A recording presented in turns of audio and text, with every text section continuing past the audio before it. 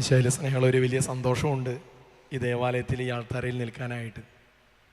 ഒരു പ്രാവശ്യം ഈ വഴിയിലൂടെ പോയപ്പോൾ ഈ പള്ളിയിൽ കയറി ഒന്ന് പ്രാർത്ഥിച്ച് ചുറ്റുപാടൊന്ന് കണ്ട് അതിൻ്റെ അവസാനത്തിൽ ഇറങ്ങിപ്പോന്നപ്പോൾ അന്ന് ഞാൻ വിചാരിച്ചില്ല ഈ ആൾത്താരയിൽ ഇങ്ങനെ വചനം പ്രഘോഷിക്കാൻ വരുമെന്ന്. ഏതായാലും ദൈവത്തിൻ്റെ സമയത്ത് ദൈവം ഇങ്ങനെ എടുത്ത് ഉയർത്തുക, കൊണ്ട് നടക്കുക. അതുകൊണ്ട് ഇന്നത്തെ ദിവസം ഈ ആലയത്തിൽ വരാനും നിങ്ങളോടൊപ്പം വചനം പങ്കുവയ്ക്കാനും അത് എനിക്ക് കിട്ടിയതൊരു സമ്മാനമായിട്ട് കരുതിയാണ്. ആദ്യമായിട്ട് പരിശുദ്ധ അമ്മയ്ക്ക് ഈശോയ്ക്കും നന്ദി പറയുക. അവർക്ക് പറഞ്ഞ ഹല്ലേലൂയ, പ്രിയരങ്ങളെ ഉയർത്തി ഹല്ലേലൂയ, ഹല്ലേലൂയ. പ്രിയമുള്ളവരെ, ഞാൻ ഈ മൈക്ക് മാറ്റി പറഞ്ഞത് എൻ്റെ ശബ്ദത്തിൻ്റെ പ്രത്യേകത എന്നെ അറിയാവുന്നവർക്കറിയാം. തമ്പുരാൻ്റെ നാമത്തിന് വേണ്ടി വിശുദ്ധ ബലി അർപ്പിക്കുമ്പോൾ, അതുപോലെ തന്നെ വചനം കൊടുക്കുമ്പോൾ എത്ര മണിക്കൂറുകൾക്കും ഈ ശബ്ദം ഇങ്ങനെ തന്നെ നിൽക്കും.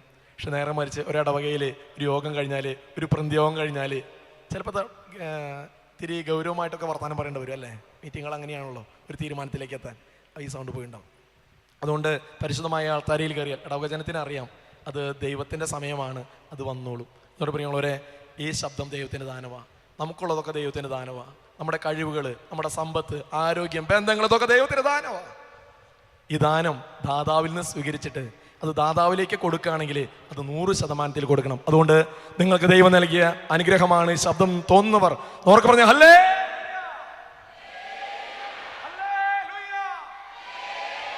Price the Lord. പ്രിയമുള്ളവരെ, നമ്മൾ വാർഷിക ധ്യാനത്തിലാണ്. നോമ്പിൻ്റെ തുടക്കത്തിലെ ധ്യാനം വെച്ചപ്പോൾ എൻ്റെ ഇടവകയിലുള്ളവർ പറഞ്ഞാ അങ്ങോട്ട് കൊഴുപ്പില്ല. കാരണം വലിയ ആഴ്ചയിലേക്ക് കടക്കുമ്പോഴാണ് ധ്യാനത്തിന് ഒരു പഞ്ചുള്ളൂ, അപ്പോഴാണ് കുമ്പസാരിക്കാൻ പറ്റുക. പ്രിയമുള്ളവരെ, എനിക്ക് വികാരിച്ചതിന് ഭയങ്കര സന്തോഷമായി. അച്ഛൻ പറയായിരുന്നു തുടക്കത്തിൽ വെച്ചിട്ട് നോമ്പിലേക്ക് നന്നായിട്ട് തന്നെ പ്രവേശിക്കണം. ഇതാണ് പ്രിയമുള്ളവരെ. അതുകൊണ്ട് വികാരിച്ചൻ പറഞ്ഞതാ ശരി. ഈ വാർഷിക ധ്യാനത്തിൽ കടന്നു വന്ന നിങ്ങൾക്ക് ആദ്യം നന്ദി പറയണം. എന്നൊക്കെ പറഞ്ഞ് ഹല്ലേലൂയ, ഹല്ലേലൂയ. ശബ്ദം പോയ ഹല്ലേലൂയ, ഹല്ലേലൂയ.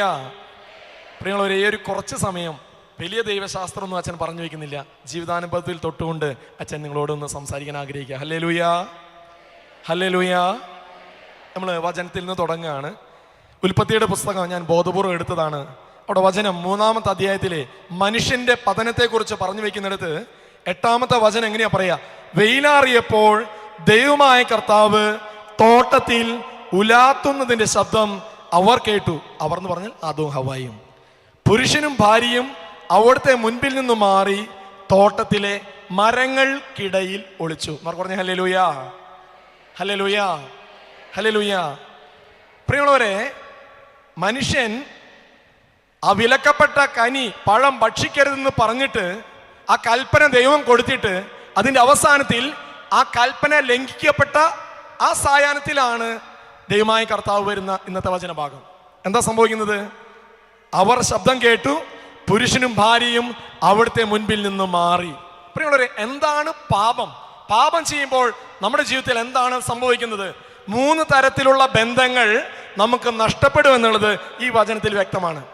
ഇന്നലെ വരെ ദൈവത്തിൻ്റെ കാലടി കേൾക്കുമ്പോൾ ഓരോ സായാഹ്നത്തിലും ആദത്തെയും ഹവ്വായെയും ഏദൻ തോട്ടത്തിലാക്കിയിട്ട് അവരുടെ വിശേഷങ്ങൾ അറിയാനായിട്ട് ദൈവമായ കർത്താവ് തോട്ടത്തിലേക്ക് വരുമ്പോൾ ഒരു കൊച്ചു കുഞ്ഞ് അപ്പൻ്റെ അടുത്തേക്ക് ജോലി കഴിഞ്ഞ് അപ്പനെ കാണുമ്പോൾ ഓടി വരുന്നത് പോലെ വരാൻ മാത്രം സ്വാതന്ത്ര്യം അനുഭവിച്ചിരുന്ന ഈ ആദവും ഹവ്വായും ഇന്നെന്താ സംഭവിച്ചത്? ദൈവത്തിന്റെ ശബ്ദം കേട്ടപ്പോൾ വചനം പറയണേ, പുരുഷനും ഭാര്യയും അവിടുത്തെ മുൻപിൽ നിന്ന് മാറി. ദൈവത്തിന്റെ മുൻപിൽ നിന്ന് മാറി. അതേ പ്രിയമുള്ളവരെ, ഞാനും നിങ്ങളുമൊക്കെ പാപം ചെയ്യുമ്പോൾ സംഭവിക്കുന്നത് ഞാനും ദൈവവും തമ്മിലുള്ള ബന്ധം അറ്റുപോവുക. Praise the Lord, praise the Lord, praise the Lord. അതുകൊണ്ടാണ് പ്രിയമുള്ളവരെ, പാപം ചെയ്തു കഴിഞ്ഞാൽ പ്രാർത്ഥിക്കാൻ തോന്നില്ല. കൂദാശകളിൽ നിന്ന് അകന്ന് പോയിക്കൊണ്ടിരിക്കും. ബൈബിൾ വായിക്കാൻ തോന്നില്ല. ആത്മീയ കാര്യങ്ങൾക്ക് ഒരു താല്പര്യം ഉണ്ടാകില്ല. കാരണം ദൈവമായുള്ള ബന്ധം നമുക്ക് നഷ്ടപ്പെട്ടു. എന്നൊക്കെ പറഞ്ഞു ഹല്ലേലൂയ, ഹല്ലേലൂയ, ഹല്ലേലൂയ. ബിജു ആലപ്പാട്ടച്ചൻ, ഞാൻ അല്ലേ, എൻ്റെ ഈ ശരീരം എവിടുന്നാ വരണേ? എൻ്റെ ഈ ശരീരം, നിങ്ങളുടെ ഈ ശരീരം എവിടുന്നാ വരണേ?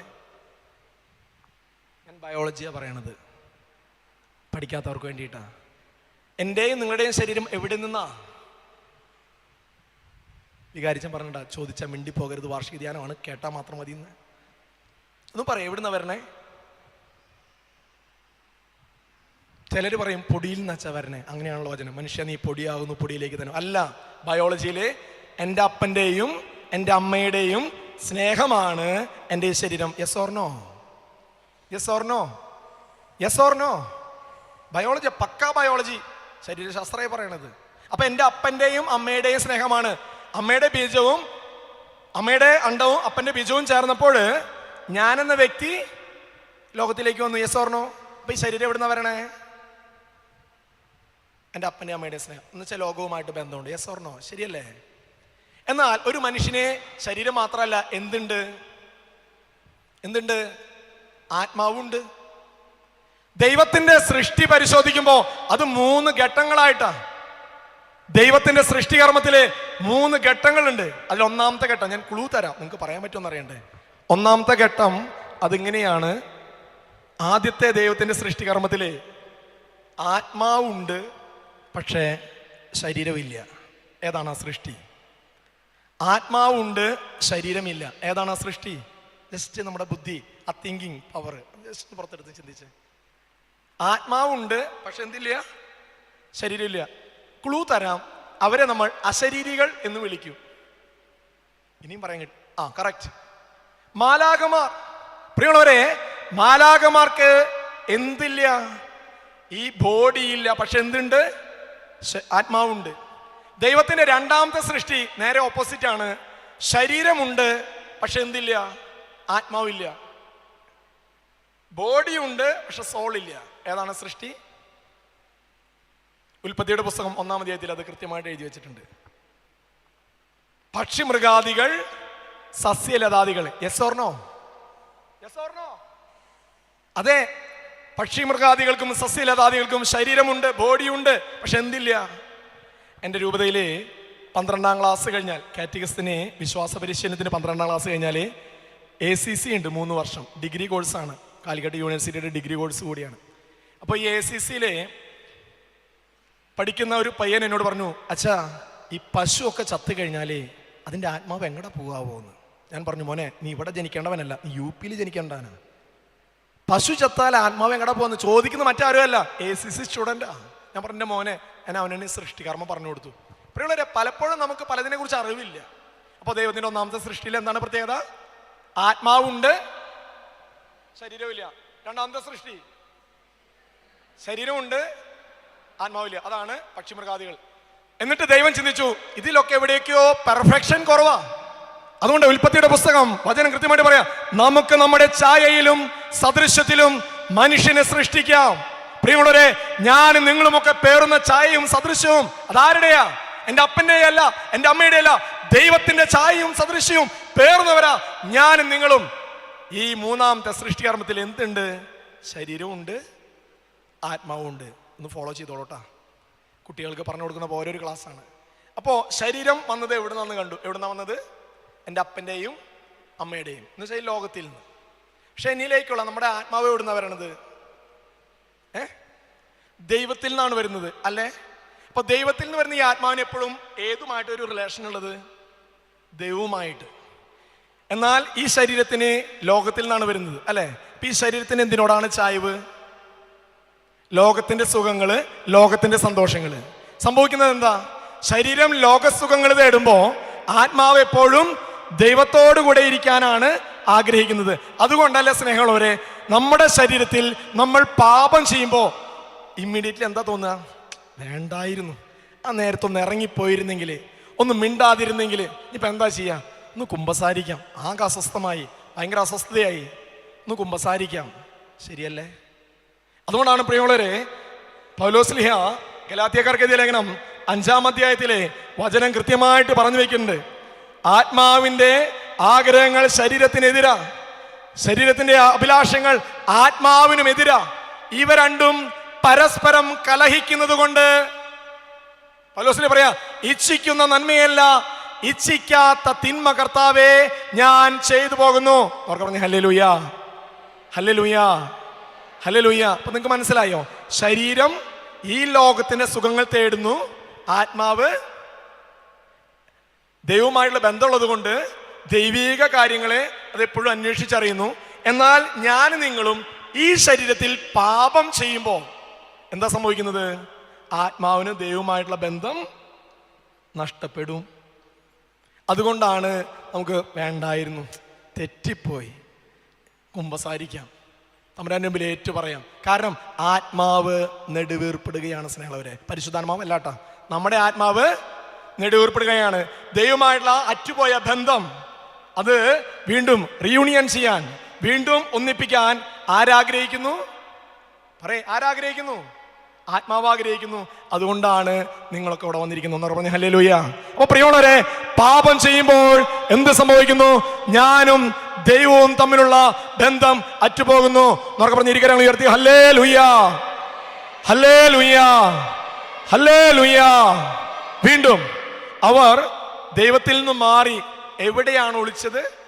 ബൈബിളില്ലാത്തതുകൊണ്ട് പറയാൻ പറ്റില്ല.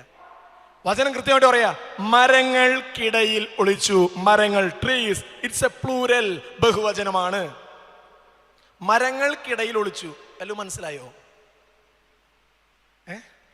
ഇത് നിങ്ങളുടെ ഭാഷയിലേക്ക് ഞാൻ ട്രാൻസ്ലേറ്റ് ചെയ്ത് കഴിഞ്ഞാൽ പെട്ടെന്ന് മനസ്സിലാകും. ഇന്നലെ വരെ അടയും ചക്കരയുമായിരുന്നു ഭാര്യയും ഭർത്താവും. എന്താന്ന്? പൊരിഞ്ഞ സ്നേഹം, അടയും ചക്കരയും, അതാണ് അതിന്റെ വേർഷൻ. പൊരിഞ്ഞ സ്നേഹം. പക്ഷേ ഒരു സുപ്രഭാതത്തിൽ എന്തോ അറിയില്ല, ഗംഭീരമായ വഴക്ക്, അങ്ങോട്ടും ഇങ്ങോട്ടും പരസ്പരം ചെളി വാരി തേക്കാണ്, അങ്ങോട്ടും ഇങ്ങോട്ടും. അവസാനം തല്ലിയില്ല എന്നുള്ളൂ. ഇന്നലെ വരെ അടയും ചക്കരയും ആയിരുന്നപ്പോ ഒരേ റൂമിൽ ഒരേ ബെഡിൽ കിടന്നുറങ്ങിയ ഭാര്യയും ഭർത്താവും വഴക്ക് കൂടിയ ആ രാത്രി എവിടെ കിടന്നുറങ്ങുക? ഒരേ ബെഡിൽ ഒരേ റൂമിലാണോ? ഉത്തരം പറയണ്ട. പറഞ്ഞു കഴിഞ്ഞാൽ എല്ലാവരും നിങ്ങളെ ഫോക്കസ് ചെയ്യും. 2 റൂമിൽ പോയി കിടന്നുറങ്ങും. ഒന്നുകിൽ ആ റൂമിൽ, അല്ലെങ്കിൽ അടുത്ത ആൾ ഈ റൂമിൽ. റൂമുകൾക്ക് ഇടയിൽ അന്തി ഉറങ്ങി. പ്രിയമുള്ളവരെ, പാപം ചെയ്യുമ്പോൾ ഇതാ സംഭവിക്കുന്നത്. എനിക്കെന്റെ സഹോദരങ്ങളുമായിട്ടുള്ള ബന്ധം നഷ്ടപ്പെടുന്നു. രണ്ടാമത്തെ തലം എന്നൊക്കെ പറഞ്ഞു ഹല്ലേലൂയ. മരങ്ങൾക്കിടയിൽ ഒളിച്ചു. ഇന്നലെ വരെ ആദത്തെ കണ്ടപ്പോൾ അവൻ ഏകനാണെന്ന് ദൈവം മനസ്സിലാക്കിയപ്പോൾ അവനെ ഉറക്കിക്കൊണ്ട് അവന്റെ വാരിയലിൽ നിന്നും ഹവ്വായെ സൃഷ്ടിച്ചിട്ട് അവന്റെ മുൻപിൽ നിർത്തിയപ്പോ ആദം കണ്ടു, ഹാ ഇങ്ങ് വാ എന്ന് പറഞ്ഞ് ഹവ്വ എന്ന് പറഞ്ഞ് ചേർത്ത് പിടിച്ചിട്ട് ഇന്നിപ്പോ ദൈവത്തിന്റെ കൽപ്പന ലംഘിച്ച ആ സമയം എന്താ സംഭവിക്കുന്നത്? ആദം തെക്കോട്ടും പോയി, ഹവ്വ വടക്കോട്ടും പോയി. രണ്ടുപേരും 2 മരങ്ങൾക്കിടയിൽ ഒളിച്ചു. പ്രിയമുള്ളവരെ, അവർ തമ്മിലുള്ള ബന്ധം അറ്റുപോയി. പാപം ചെയ്യുമ്പോൾ എനിക്ക് എന്റെ സഹോദരങ്ങളുമായിട്ടുള്ള ബന്ധം അറ്റുപോകുന്നു. Hallelujah, hallelujah, hallelujah, hallelujah. പ്രിയമുള്ളവരെ, അതുകൊണ്ടല്ലേ എന്താ സംഭവിക്കുക? വീട്ടിലൊരു വഴക്കൊക്കെ കഴിഞ്ഞു കഴിഞ്ഞാൽ ഈ ബാക്കാർ മിക്കവാറും വീട്ടിൽ നിന്ന് ഒരു വാക്കൗട്ട് നടത്തും, കുറെ നേരത്തേക്ക് ഇറങ്ങിപ്പോവും.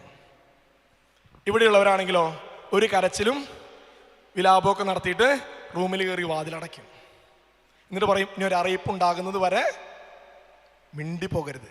അതിനിടയിൽ മക്കൾ വന്നിട്ട്, അമ്മ ചോറ് തരുമോ? വേണമെങ്കിൽ എടുത്ത് കഴിക്കടാ, അവിടെ വിളമ്പിക്കുന്നുണ്ട്, വേണമെങ്കിൽ നീ കഴിച്ചോ. പുറത്തേക്ക് വരില്ല. അവസാനം 2 ദിവസം കഴിഞ്ഞ് ഒന്ന് ശാന്തമായി തണുത്ത് വരുമ്പോൾ മെല്ലെ മെല്ലെ വരും. പ്രിയമുള്ളവരെ, സഹോദരങ്ങളായിട്ടുള്ള ബന്ധം അറ്റുപോവാണ്. ഹല്ലേലൂയ. പ്രിയമുള്ളവരെ, ദൈവപിതാവ് ഉലാത്താൻ വരുമ്പോൾ 2 പേരും മരങ്ങൾക്കിടയിൽ ഒളിക്കുമ്പോ ദൈവം ചോദിക്കുക, വേർ ആർ യു? നീ എവിടെയാ? നീ എവിടെയാ? ഇന്ന് ഈ വചനം വേർ ആർ യു, നീ എവിടെയാ, ഈ വാർഷിക ധ്യാനത്തിൽ പങ്കെടുക്കുമ്പോൾ ഞാനും നിങ്ങളും തമ്പുരാന്റെ സ്വരത്തിന് ഉത്തരം കൊടുക്കണം. ഈശോ എന്നെ നിങ്ങളെ നോക്കി പറയാ, വേർ ആർ യു? നീ എവിടെയാ? Where is your position? നിന്റെ സ്ഥാനം എവിടെയാ? അവർ പറഞ്ഞു ഹല്ലേലൂയ. ഉത്തരം കൊടുക്കാൻ പറ്റണ സ്നേഹമുള്ളവരെ, ദൈവം നിന്നെ നിർത്തിയ ഒരിടമുണ്ട്. ദൈവം നിന്നെ നിർത്തിയ ഒരിടമുണ്ട്. ആദത്തിനെയും ഹവ്വായ്ക്കും ഏദൻ തോട്ടത്തിലാക്കി പറഞ്ഞു, ആ ഖനി, ആ പഴം നീ ഭക്ഷിക്കരുത്. ദൈവം അവരവിടെ നിർത്തിയതാ. പക്ഷേ ദൈവത്തിന്റെ വഴിയിൽ നിന്നും അവർ തെന്നിമാറി എന്നൊക്കെ പറഞ്ഞു ഹല്ലേലൂയ. നമ്മളൊക്കെ നിത്യതയിലേക്ക് നോക്കി തീർത്ഥാടനം ചെയ്യുന്ന തീർത്ഥാടക സഭയിലെ തീർത്ഥാടകരാണ് അല്ലേ? അപ്പോൾ നമ്മൾ സഞ്ചരിക്കുന്ന പാത ഏതാ? നമ്മുടെ സഞ്ചാരപഥം ഏതാ? ഏത് വഴിയിലൂടെ നമ്മൾ സഞ്ചരിക്കുന്നേ? വലിയ കമ്മ്യൂണിറ്റി ആയതുകൊണ്ട് ഞാൻ തന്നെ പറഞ്ഞുകൊണ്ടിരിക്കുക, അത് നല്ലത്. യേശു പറഞ്ഞു, ഞാനാകുന്നു വഴി, ഞാനാകുന്നു സത്യം, ഞാനാകുന്നു ഐ ആം ദി വേ. അപ്പോ നിത്യതയിലേക്കുള്ള യാത്രയിലെ തീർത്ഥാടക സഭയിലെ തീർത്ഥാടനം ചെയ്യുന്ന നമ്മൾ സഞ്ചരിക്കുന്ന വഴി ഏതാ? യേശുവാകുന്ന വഴി അല്ലേ? ഈ യേശുവാകുന്ന വഴിയിൽ തടസ്സം നിൽക്കാൻ വരുന്ന ആരാ? യേശുവാകുന്ന വഴിയിൽ ആരാ തടസ്സം നിൽക്കാൻ വരിക? സാത്താൻ. അങ്ങനെ ബൈബിളിൽ മനോഹരമായൊരു ചിത്രം നേളിക്കുന്നുണ്ട്. ആരാണ്? ജെറുസലേമിലേക്കുള്ള യാത്രയിൽ ഈശോ പറഞ്ഞു, ഞാൻ ജെറുസലേമിലേക്ക് പോകും, പീഡകൾ സഹിക്കും, മരിക്കും, 3-ാം ദിവസം ഉത്ഥാനം ചെയ്യുമെന്ന് പറഞ്ഞപ്പോ ഉടനെ വലിയ മുക്കുവൻ ചാടി വീണ് പറഞ്ഞു, കർത്താവേ നിനക്കത് സംഭവിക്കാതിരിക്കട്ടെ. ഉടനെ എന്താ പറഞ്ഞത്? പത്രോസേന്നാണ് വിളിച്ചേ? സാത്താനെ. യേശുവാകുന്ന വഴിയിൽ തടസ്സം നിൽക്കുന്നവനെ ഈശോ വിളിക്കുന്ന പേരാ സാത്താൻ. ഇന്ന് പ്രിയമുള്ളവരെ, നമ്മുടെയൊക്കെ വഴി അടഞ്ഞു പോയിട്ടില്ലേ? ഇന്ന് പലരും പറയും, അച്ഛാ ജീവിതത്തിന്റെ രണ്ടറ്റവും മുട്ടിക്കാനായിട്ട് ഞാൻ പെടാപാട് പെടുക. കുട്ടികളൊക്കെ ഇന്ന് ഡ്രഗ്സിന്റെ വഴിയാ. യുവജനങ്ങൾക്ക് പങ്കാളികളെ കിട്ടാനില്ല. ഒരു യുവാവിനോട് പറഞ്ഞത്, അച്ഛാ ഞാൻ ചോദിച്ചു, നീ എന്താ പള്ളിയെ വരാത്തെ? ഉടനെ അവൻ പറഞ്ഞൊരു കാര്യമുണ്ട്. അവൻ ഡിമാൻഡ് ചെയ്തു, എൻ്റെ അമ്മ കാറ്റഗിസം ടീച്ചറാ, ഞാനും ഒരു കാലഘട്ടം മുഴുവൻ പള്ളിയെ പോയതാ. എൻ്റെ പെങ്ങളുടെ കല്യാണം കഴിഞ്ഞ് ഇപ്പോൾ വഴക്ക് കൂടിയിട്ട് ഇപ്പോൾ 3 വർഷമായിട്ട് എൻ്റെ വീട്ടിലാണ്. ഞാൻ പെണ്ണന്വേഷിച്ചിട്ട് ഇതുവരെ കിട്ടിയിട്ടില്ല. അച്ഛാ ഇത്ര നാളും പള്ളിയെ പോയിട്ട് അമ്മ കാറ്റഗിസം പഠിപ്പിച്ചിട്ട് എനിക്ക് ഒരു പങ്കാളിയെ കിട്ടിയിട്ടില്ല. അതുകൊണ്ട് അച്ഛാ എനിക്ക് ജീവിതത്തിലേക്ക് ഒരു പങ്കാളിയെ കിട്ടുമ്പോൾ മാത്രമേ ഞാൻ ഇനി പള്ളിയെ വരൂ. ഹല്ലേലൂയ. പ്രിയമുള്ളവരെ, ജീവിതത്തിലെ വഴി അടഞ്ഞു പോയിക്കൊണ്ടിരിക്കുക നമ്മുടെയൊക്കെ. ചിലരൊക്കെ പറയും, അച്ഛാ കണ്ണിലെ ഇരുട്ട് കയറി തുടങ്ങി, കണ്ണിൽ ഇരുട്ട് കയറി തുടങ്ങി. പ്രിയമുള്ളവരെ, തിരിച്ചറിയണം, യേശുവാകുന്ന വഴിയില് നീ സഞ്ചരിക്കുമ്പോ, ഞാൻ സഞ്ചരിക്കുമ്പോ അതിന് തടസ്സം നിൽക്കുന്നത് ആരാ? സാത്താൻ. എന്നൊക്കെ പറഞ്ഞ ഹല്ലേലൂയ, ഹല്ലേലൂയ. പ്രിയമുള്ളവരെ, യേശുവാകുന്ന വഴിയില് ഈശോ നിന്നെ നിർത്തിയതാ മാമുദീസായിലൂടെ, സഭയിൽ അംഗമായി, തൈലാഭിഷേകത്തിലൂടെ, സ്ഥൈര്യലാപനത്തിലൂടെ നിന്നെ പരിശുദ്ധാത്മാവിന്റെ കൃപ കൊണ്ട് നിറച്ച് യേശുവാകുന്ന വഴിയിൽ നിർത്തിയിട്ട് 2025 ഇന്നത്തെ ദിവസം ഈ സായാഹ്നത്തിലെ ഈശോ എന്നോട് നിങ്ങളോട് ചോദിക്കുക, വേർ ആർ യു? നീ എവിടെയാ? ഉത്തരം കണ്ടെത്താൻ പറ്റണം ഈ 3 ദിവസങ്ങളിലെ വചനത്തിന്റെ കാഴ്ചപ്പാടിൽ. അതുകൊണ്ട് ഞാൻ പറയാറുണ്ട് സ്നേഹമുള്ളവരെ, നമ്മുടെ കണ്ണിലൂടെ നമ്മെ നോക്കിയാൽ നമ്മളൊക്കെ എല്ലാം തികഞ്ഞവരാ, പെർഫെക്റ്റ് ഓക്കെയാ. അപ്പൊ അങ്ങനെ ഒരു പാട്ടുണ്ടല്ലോ, പെർഫെക്റ്റ് ഓക്കെ. സക്കേവൂസ്, നിങ്ങൾ ബൈബിളിൽ നോക്കിക്കോ, സമരിയക്കാരി. സക്കേവൂസ് യേശുവിനെ കാണാനുള്ള ആഗ്രഹം കൊണ്ട് ഓടിയതാ. അവസാനം യേശു അവനിരുന്ന മരത്തിന്റെ അടിയിൽ വന്നു, ഇറങ്ങി വരാൻ പറഞ്ഞു. എല്ലാവരും മുമ്പിൽ വെച്ച് അവന് സന്തോഷമായി, വീട്ടിലേക്ക് കൊണ്ടുവന്നു. പക്ഷെ വീട്ടിലെ മോണ്ടളത്ത് ഈശോയെ ഇരുത്തി. എന്നിട്ട് ഈശോയെ നോക്കിയപ്പോ ഈശോ അവനെ നോക്കിക്കൊണ്ടിരിക്കുക, പരിപൂർണ നിശബ്ദത. ആദ്യമൊന്നും പന്തികേട് തോന്നിയില്ല, കാരണം അവന്റെ കണ്ണിലൂടെ തന്നെ നോക്കിയപ്പോൾ പ്രത്യേകിച്ച് കുഴപ്പമൊന്നും തോന്നിയില്ല. പക്ഷേ ഈശോ മിണ്ടാതായപ്പോൾ അവന് കാര്യം മനസ്സിലായി, എവിടെയോ ഒരു പ്രശ്നമുണ്ട്. കുറച്ച് കഴിഞ്ഞപ്പോൾ അവൻ കർത്താവിൻ്റെ കണ്ണിലൂടെ ആരെ നോക്കി? അവനെ നോക്കാൻ തുടങ്ങി. അവിടെയാണ് അവന് വെളിച്ചം കിട്ടിയത്. കർത്താവേ, പലരുടെയും സ്വത്ത് ഞാൻ വഞ്ചിച്ചെടുത്തിട്ടുള്ളവനാ, ഈ സമയം 4 ഇരട്ടിയായി തിരിച്ചു കൊടുക്കുന്നു. പ്രിയമുള്ളവരെ, അതുകൊണ്ടാണ് ഈ 3 ദിവസങ്ങളിലെ നീ നിന്റെ കണ്ണിലൂടെയല്ല, നീ കർത്താവിന്റെ കണ്ണിലൂടെ, ഈശോയുടെ കണ്ണിലൂടെ നിന്റെ ജീവിതത്തെ ഒന്ന് നോക്കിക്കാണ്. വചനത്തിന്റെ വെളിച്ചത്തിലൂടെ നീ നിന്നെ ഒന്ന് നോക്കിക്കാണ്. അവിടെ അഴുക്കുകളും ജീവിതത്തിലെ പിന്നാമ്പുറങ്ങളും അഴകിയ മേഖലകളൊക്കെ നിനക്ക് തെളിഞ്ഞു കിട്ടും. പ്രിയമുള്ളവരെ, ഞായറാഴ്ച നടക്കുന്ന പരിശുദ്ധ കുംഭസാരത്തിൽ, പാപസങ്കീർത്തനത്തിൽ നീ ഒന്ന് ഏറ്റുപറയേ, നീ നിന്നെ തന്നെ ഒന്ന് കഴുക്, നിന്നെ ഒന്ന് വിശുദ്ധീകരിക്കേ. ജോഷുവ 3:5 വചനം, ജോഷുവ 3:5, നിങ്ങളെ തന്നെ ശുദ്ധീകരിക്കുക, നാളെ നിങ്ങളുടെ ഇടയിൽ കർത്താവ് അത്ഭുതം പ്രവർത്തിക്കും. എന്നൊക്കെ പറഞ്ഞു ഹല്ലേലൂയ, ഹല്ലേലൂയ. ഈ വചനം ഒന്ന് ആവർത്തിക്കാം, ഇരുകരങ്ങൾ ഉയർത്തിക്കോ. ജോഷുവ 3:5. വചനം പറയുമ്പോൾ എത്ര ശബ്ദത്തിലാണ് പറയേണ്ടത്? ജോഷുവ 3:5, നിങ്ങളെ തന്നെ ശുദ്ധീകരിക്കുക, നിങ്ങളെ തന്നെ ശുദ്ധീകരിക്കുക, നാളെ നിങ്ങളുടെ ഇടയിൽ കർത്താവ് അത്ഭുതം പ്രവർത്തിക്കും, അത്ഭുതം പ്രവർത്തിക്കും, അത്ഭുതം പ്രവർത്തിക്കും. Hallelujah, hallelujah, hallelujah. Praise the Lord. കൈതാതിക്കും. ഈ കൂട്ടായ്മയ്ക്കുള്ള വചനമാണ് അപ്പച്ചൻ പറയുന്നത്. നിങ്ങളെ തന്നെ ശുദ്ധീകരിക്കുക, നാളെ നിങ്ങളുടെ ഇടയിൽ കർത്താവ്. ഞാൻ ഈ വചനം ധ്യാനിച്ചപ്പോൾ എനിക്ക് മനോഹരമായിട്ടുള്ള ഒരു ചിത്രം കിട്ടി. നിങ്ങളൊക്കെ കാലത്ത് ഭക്ഷണം കഴിച്ചോ? ഭക്ഷണം കഴിച്ചവരാണോ? ഒന്നിനെനക്കല്ലേ. ഞങ്ങളുടെ നാട്ടിൽ പറയും കഞ്ചാവ് അടിച്ച കോഴിയെ പോലെയാന്ന്. ഇങ്ങനെ ഇരിക്കുക. ഭക്ഷണം കഴിച്ചു. നിങ്ങൾ പാത്രം കഴുകിയായിരുന്നു? എന്തിനു കഴുകിയേ? വെള്ളത്തിന്. ഇവിടെ പിന്നെ വെള്ളത്തിന് ടൈറ്റില്ലേ, ഞങ്ങളുടെ അവിടെയൊക്കെ വെള്ളം കിട്ടാണ്ടായി. ഉച്ചയ്ക്ക് ഭക്ഷണം കഴിച്ചില്ലേ? പാത്രം തന്നെ എടുത്തില്ലേ? ഇല്ലേ? കഴുകി വെച്ചായിരുന്നു? കഴുകി വെച്ചു. നീ ആ കഴുകിയ പാത്രം എടുത്ത് വൈകുന്നേരവും എടുക്കും, ഭക്ഷണം കഴിഞ്ഞാൽ കഴുകി വയ്ക്കും. Yes or no? ഞാനൊരു എളുപ്പവഴി പറയട്ടെ. നിങ്ങൾക്ക് പിന്നെ വെള്ളത്തിൻ്റെ ക്ഷാമില്ല, കായലിലേക്ക് മുക്കിയാൽ മതി. ഇവിടെ കായൽ കംപ്ലീറ്റ് വെള്ളം. ഞങ്ങളുടെ അവിടെ വെള്ളം കുറവ്. അതുകൊണ്ട് ഞാൻ പറയാറുണ്ട്, കാലത്തെ ഭക്ഷണം ആ പ്ലേറ്റ് അവിടെ വെച്ചോ, ഭക്ഷണം കഴിഞ്ഞിട്ട് കഴുകണ്ട. ഉച്ചയ്ക്ക് അതിൽ തന്നെ കഴിക്കുക, പ്ലേറ്റ് മാറ്റരുത്.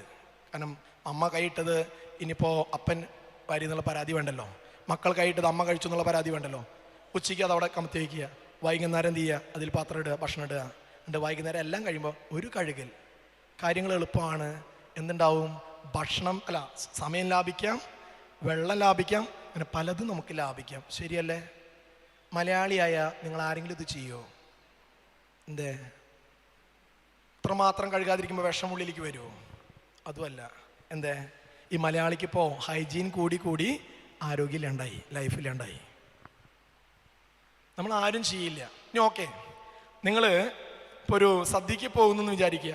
ഇപ്പോൾ ബഫേ മോഡലാണ്, ഭക്ഷണമൊക്കെ ഇങ്ങനെ വെച്ചിട്ടുണ്ട്, ആവശ്യമുള്ളതൊക്കെ എടുക്കാം. ഇവിടെ പാത്രം വെച്ചിട്ടുണ്ട്.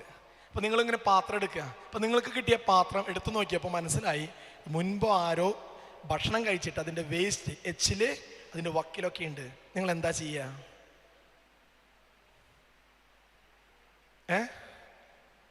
പോയി കഴുകുന്ന. അങ്ങനെ വലിയ പുണ്യപ്രവർത്തി ചെയ്യാൻ നേരിട്ട് സ്വർഗത്തിൽ പോകും. നമ്മളെന്ത് ചെയ്യും? മലയാളി കണ്ടുപിടിച്ചു, നൈസായിട്ട് അത് അറിയാത്ത പോലെ അവിടെ വയ്ക്കും, അടിയിലത്തെന്ന് പറഞ്ഞാൽ വലിക്കും, അപ്പുറത്തന്നെ ഒരു പണി കൊടുക്കും. അല്ലേ? നമ്മുടെ മനസ്സിനെ ഇണങ്ങിയ രീതിയിൽ പാത്രം വൃത്തിയായിട്ടില്ലെങ്കിൽ നമ്മൾ ആ പാത്രം മാറ്റി വയ്ക്കും. ആദ്യം അത് കഴുകി നോക്കും, മനസ്സിന് വൃത്തിയാകുന്നവരെ കഴുകും, എന്നിട്ട് അതിൽ ഭക്ഷണം ഇടുള്ളൂ. Yes or no? അമ്മമാരെ, യെസ് ഓർ നോ? ഇനി കഴുകിയിട്ട് അത് വെളുക്കുന്നില്ല, എച്ചിൽ പോകുന്നില്ല, നമുക്ക് തൃപ്തി വന്നില്ല, എന്ത് ചെയ്യും? ആ പാത്രം മാറ്റി വെച്ച് പുതിയൊരു പാത്രം എടുത്ത് അതിൽ ഭക്ഷണം ഇട്ട് കഴിക്കും. Yes or no? Yes or no? Yes അടിച്ചിരിക്കും. ഇങ്ങനെ നമ്മൾ നിത്യോപയോഗത്തിൽ ചെയ്യുന്ന ഒരു വസ്തുത, അതിനൊരു ആത്മീയ സത്യമായിട്ട് കണ്ടേ ആ ഉൾക്കാഴ്ചയ്ക്ക് മാറ്റിയേ. ജോഷുവ 3:5 വചനം പറയാ, നിങ്ങളെ തന്നെ ശുദ്ധീകരിക്കേ, നാളെ നിങ്ങളുടെ ഇടയിൽ കർത്താവ് അത്ഭുതം പ്രവർത്തിക്കും. പറഞ്ഞു ഹല്ലേലൂയ, ഹല്ലേലൂയ, ഹല്ലേലൂയ. പ്രിയമുള്ളവരെ, അതുകൊണ്ട് ഞാൻ പറഞ്ഞത്, നമ്മുടെ ഹൃദയമാകുന്ന, ശരീരമാകുന്ന ഈ പാത്രം നമ്മുടെ മനസ്സിനിണങ്ങിയ രീതിയിൽ കഴുകിയാൽ കർത്താവാണ് വിരുന്നൊരുക്കി വിളമ്പാനിരിക്കുന്നവൻ. ഒന്നും കിട്ടില്ല. നമ്മുടെ ഹൃദയം, നമ്മുടെ ജീവിതമാകുന്ന ഈ പാത്രം കർത്താവിന്റെ മനസ്സിനെ ഇണങ്ങിയ രീതിയിൽ നീ എന്ന് കഴുകുന്നുവോ അന്ന് കൃപയുടെ ഭക്ഷണം കർത്താവ് നിനക്ക് വിളമ്പും. Hallelujah, hallelujah.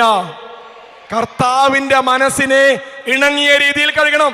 നിങ്ങളുടെ മനസ്സിനെ ഇണങ്ങിയ രീതിയിൽ പാത്രം വൃത്തിയായാൽ മാത്രമേ നിങ്ങൾ അതിൽ ഭക്ഷണം ഇട്ട് കഴിക്കത്തുള്ളൂ എന്ന് പറഞ്ഞതുപോലെ എൻ്റെയും നിങ്ങളുടെയും ജീവിതമാകുന്ന ഈ പാത്രം കർത്താവിന്റെ മനസ്സിനെ ഇണങ്ങിയ രീതിയിൽ എപ്പോഴാണോ നീ കഴുകാൻ തുടങ്ങുന്നത്, വെളുപ്പിക്കാൻ തുടങ്ങുന്നത്, അപ്പോഴാണ് കൃപയുടെ ഭക്ഷണം കർത്താവ് നിനക്ക് വിളമ്പുള്ളൂ. പറഞ്ഞു ഹല്ലേലൂയ. അങ്ങനെ എൻ്റെയും നിങ്ങളുടെയും ഈ ഹൃദയമാകുന്ന പാത്രം കഴുകുവാൻ തിരുസഭാ മാതാവ് ഒരുക്കിയ ദിവസങ്ങളാണ് ഈ ഇടവകയെ സംബന്ധിച്ച് ഈ ധ്യാന ദിവസങ്ങൾ, ഈ നോമ്പ് കാലഘട്ടം. നിന്റെ ഹൃദയമാകുന്ന പാത്രം നീ കർത്താവിന്റെ മനസ്സിനെ ഇണങ്ങിയ രീതിയിൽ കഴുകണം. അവർക്ക് പറഞ്ഞു ഹല്ലേലൂയ, ഹല്ലേലൂയ, ഹല്ലേലൂയ.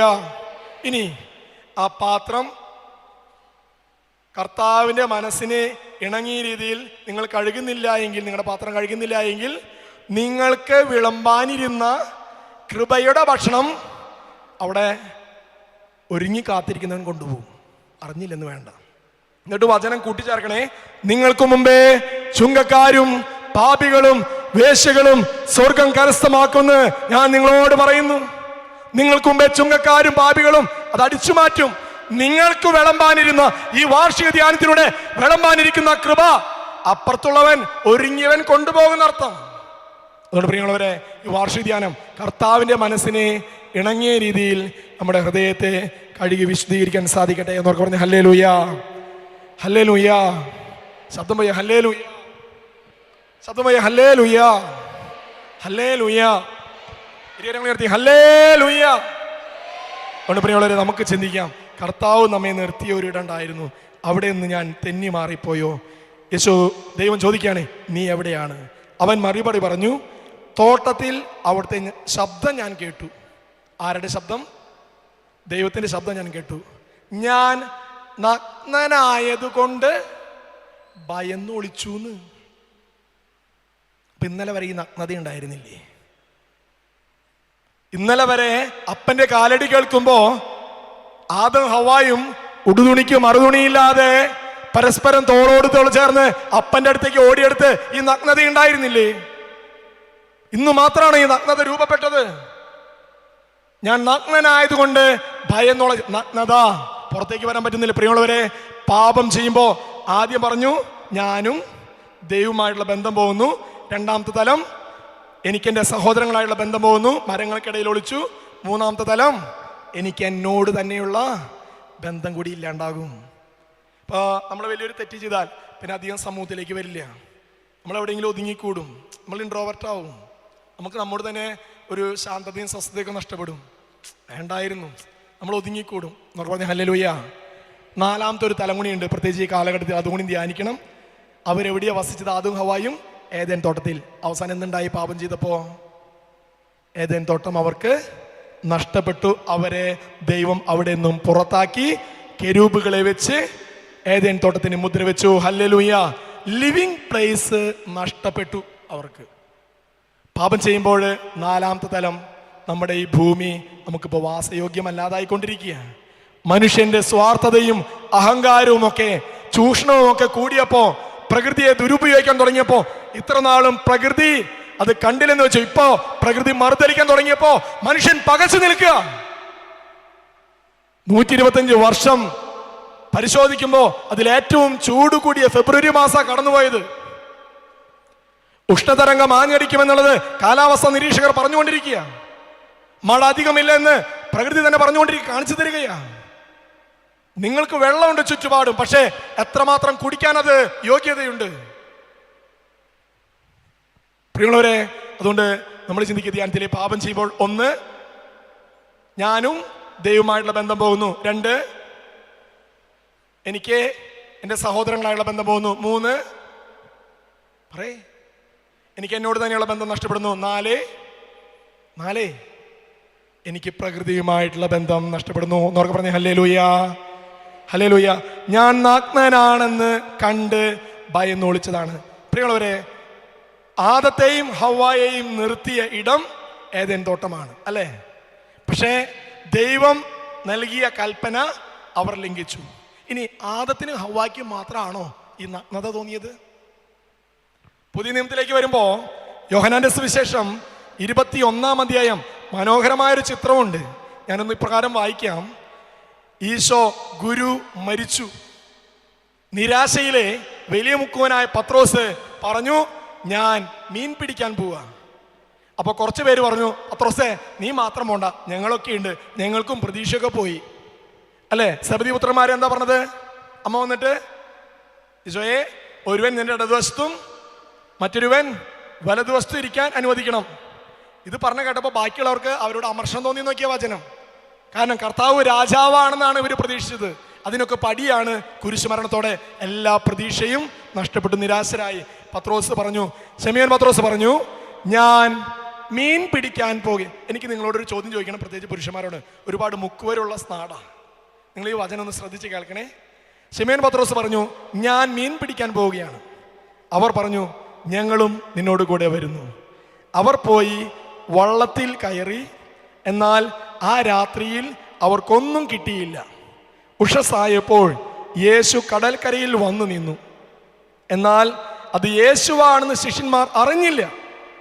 യേശു അവരോട് പറഞ്ഞു, കുഞ്ഞുങ്ങളെ, നിങ്ങളുടെ അടുക്കൽ മീൻ വല്ലതും ഇല്ല എന്നവർ ഉത്തരം പറഞ്ഞു.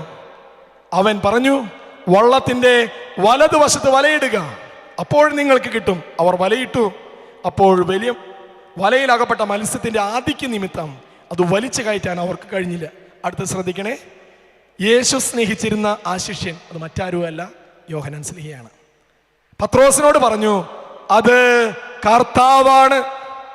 അടുത്ത വചനം ഇവിടെ പുരുഷന്മാരോടുള്ള വചനമാണ്. അത് കർത്താവാണെന്ന് കേട്ടപ്പോൾ ശിമയോൻ പത്രോസ് താൻ നഗ്നനായിരുന്നത് കൊണ്ട് പുറങ്കുപ്പായം എടുത്ത് ധരിച്ച് കടലിലേക്ക് ചാടി. നിങ്ങൾ മീൻ പിടിക്കാൻ പോകാറില്ലേ? കണ്ടിട്ടില്ല? ഇവിടെ ഞങ്ങൾക്ക് അപരിചിതമായിട്ടത് നിങ്ങൾക്ക് സുപരിചിതമാണ്. മീൻപിടുത്തം എന്നുകൂടി ഉണ്ട്. ഒരുപാട് ബോട്ട് കണ്ടു. ഈ മുക്കുവരെ മീൻ പിടിക്കാൻ പോകുമ്പോൾ എല്ലാ വസ്ത്രങ്ങളും ധരിച്ചിട്ടാണോ കടലിലേക്ക് ചാടുക? ഉള്ളതൊക്കെ ഊരി വെച്ചിട്ടാണോ കടലിലേക്ക് ചാടുക? അതിനുത്തരില്ലേ?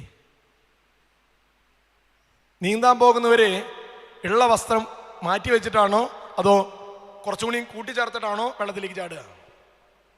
ഉള്ളതൊക്കെ ആ മുക്കുവരെ സംബന്ധിച്ച് പിന്നെ നാണിക്കാനൊന്നുമില്ല.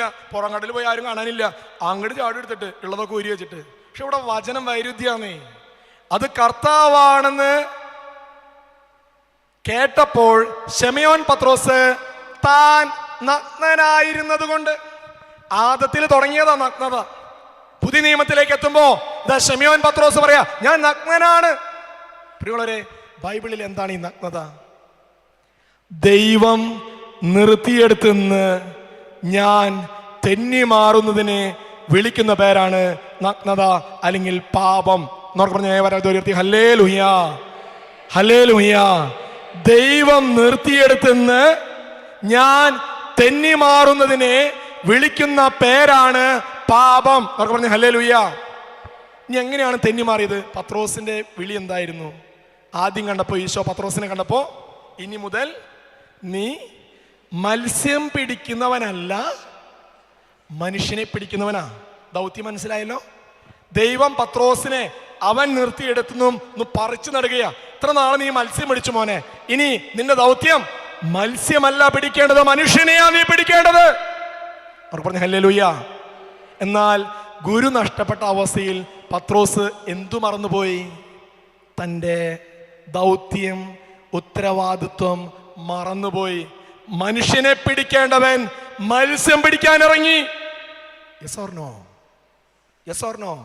പ്രിയമുള്ളവരെ, ഇതിൽ നിന്നൊരു പോയിന്റ് നമ്മൾ മനസ്സിലാക്കണം. മനുഷ്യനെ പിടിക്കേണ്ടവൻ മത്സ്യം പിടിക്കാൻ ഇറങ്ങിയാൽ ഒരു പൊടിമീൻ പോലും കിട്ടില്ല. വചന സാക്ഷിയാ. വലിയ മുക്കുവൻ, എല്ലാ വഴികളും മത്സ്യം കിടക്കുന്ന ഇടങ്ങളും അറിയാവുന്നവൻ, ഒരു രാത്രി മുഴുവൻ അധ്വാനിച്ചിട്ടും അവന് ഒരു പൊടിമീൻ പോലും കിട്ടിയില്ല. ആ തടാകത്തിൽ മത്സ്യം ഇല്ലാഞ്ഞിട്ടല്ല, അവന് മത്സ്യം പിടിക്കാൻ അറിയാഞ്ഞിട്ടുമല്ല. കാരണം ദൈവം അവനെ നിർത്തിയത് എന്തിനായിരുന്നു? മനുഷ്യനെ പിടിക്കാനാ. ഇപ്പൊ അവൻ എന്താ ചെയ്തത്? മത്സ്യം പിടിക്കുക. നമ്മുടെ ജീവിതത്തിൽ ഇങ്ങനെയൊക്കെ കേട്ടോ. ദൈവം നമുക്കും ഉത്തരവാദിത്വം ഉണ്ട്. കുടുംബത്തിന്റെ തലത്തിലെ, പഠന മേഖലയിലെ, അല്ലെ ജോലി മേഖലയിലെ ദൈവം നിന്നെ നിർത്തുന്ന ഒരു ഇടമുണ്ട്. അതിൽ നിന്ന് നീ തെന്നി മാറിയാൽ അതിനെ വിളിക്കുന്ന പേരാ പാപം. അവർ പറഞ്ഞ ഹല്ലേലൂയാ, ഹല്ലേലൂയാ. അതുകൊണ്ട് ഇനി മത്സ്യം പിടിക്കാൻ ദൗത്യം കിട്ടിയവൻ മനുഷ്യനെ പിടിക്കാൻ ഇറങ്ങിയാലും ഒന്നും കിട്ടില്ല. മത്സ്യം പിടിക്കാൻ നിയോഗിക്കപ്പെട്ടവൻ മനുഷ്യനെ പിടിക്കാൻ ഇറങ്ങിയാൽ കിട്ടില്ല. മനുഷ്യനെ പിടിക്കാൻ നിയോഗം കിട്ടിയവൻ, വിളി കിട്ടിയവൻ മത്സ്യം പിടിക്കാൻ ഇറങ്ങിയാൽ ഒന്നും കിട്ടില്ല. നിന്റെ വിളിയും ദൗത്യവും ദൈവമക്കളെ നീ അറിയേ, അതിൽ നീ നിലയുറപ്പിക്ക്. ദൈവം നിന്നെ നിർത്തിയ ഇടം ഏതാ? അതിൽ നിന്നും തെന്നി മാറുന്നതിനെ വിളിക്കുന്ന പേരാ പാപം. അവർക്ക് പറഞ്ഞ ഹല്ലേലൂയാ, ഹല്ലേലൂയാ, ഹല്ലേലൂയാ, ഹല്ലേലൂയാ, ഹല്ലേലൂയാ, ഹല്ലേലൂയാ. ഞാനേ നിങ്ങളോടൊരു ചോദ്യം ചോദിക്കുക.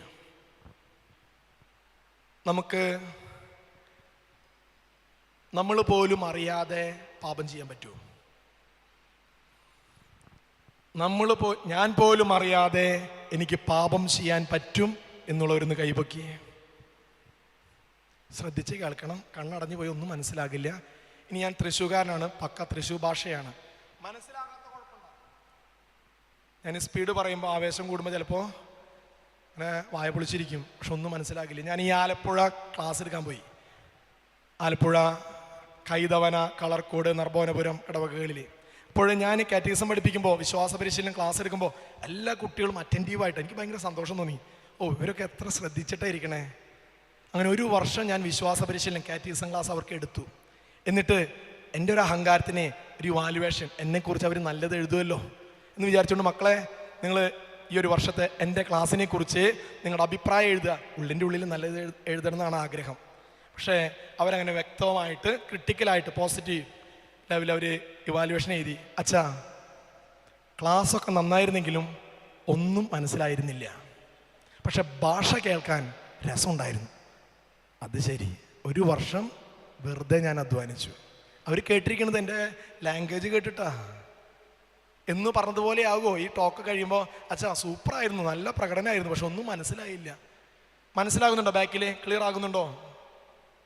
ക്ലിയർ ആകുന്നുണ്ടെങ്കിൽ ഒന്ന് കൈപ്പൊക്കിയേ. എൻ്റെ ഈ ടോക്ക് മനസ്സിലാകുന്നുണ്ടെങ്കിൽ കൈപ്പൊക്കുക. ഓക്കെ, ക്ലാരിറ്റി ഉണ്ട്. എൻ്റെ ചോദ്യം മനസ്സിലായല്ലോ? ഞാൻ പോലും അറിയാതെ എനിക്ക് പാപം ചെയ്യാൻ പറ്റുമോ? നമ്മൾ കുമ്പസാരത്തിന് ഒരുങ്ങുമ്പോൾ 10 പ്രമാണങ്ങൾ നമ്മൾ എല്ലാം ഓക്കെയാ. 5-ാം പ്രമാണം എന്താ? കൊല്ലരുത്. നമ്മൾ ആരെയും കൊന്നിട്ടുണ്ടോ? ഒരാൾ ഇവിടെ കൊന്നൂരില്ല. Perfect, okay. 6-ാം പ്രമാണം വ്യഭിചാരം ചെയ്യരുത്. അങ്ങനെ പണിക്കേ പോയിട്ടില്ല. നമ്മളൊക്കെ നല്ല പാരമ്പര്യമുള്ള ക്രിസ്ത്യ ജീവിതം നയിക്കുന്നവരാ. 7 മോഷ്ടിക്കരുത്, കള്ളസാക്ഷ്യം പറയരുത്, അന്യന്റെ വസ്തുക്കൾ ആഗ്രഹിക്കരുത്, അന്യന്റെ ഭാര്യയെ ആഗ്രഹിക്കരുത്. പ്രമാണങ്ങൾ 10 പെർഫെക്റ്റ്, ഓക്കെ. തിരുസഭയുടെ കൽപ്പനകൾ 5 നോക്കുമ്പോൾ വലിയ പദവാരം അതൊക്കെ കൊടുത്തിട്ടുണ്ട്. ആണ്ടിലൊരിക്കലും കുമ്പസാരിക്കണം. മാസത്തിലൊരിക്കലും ഞാൻ കുമ്പസാരിക്കുന്ന ആളാണ്. 2 മാസം കൂടുമ്പോൾ 7 മാസം കൂടെ കുമ്പസാരിക്കുന്നുണ്ട്. ഇപ്പോൾ വർഷത്തിൽ കുമ്പസാരമുണ്ട്.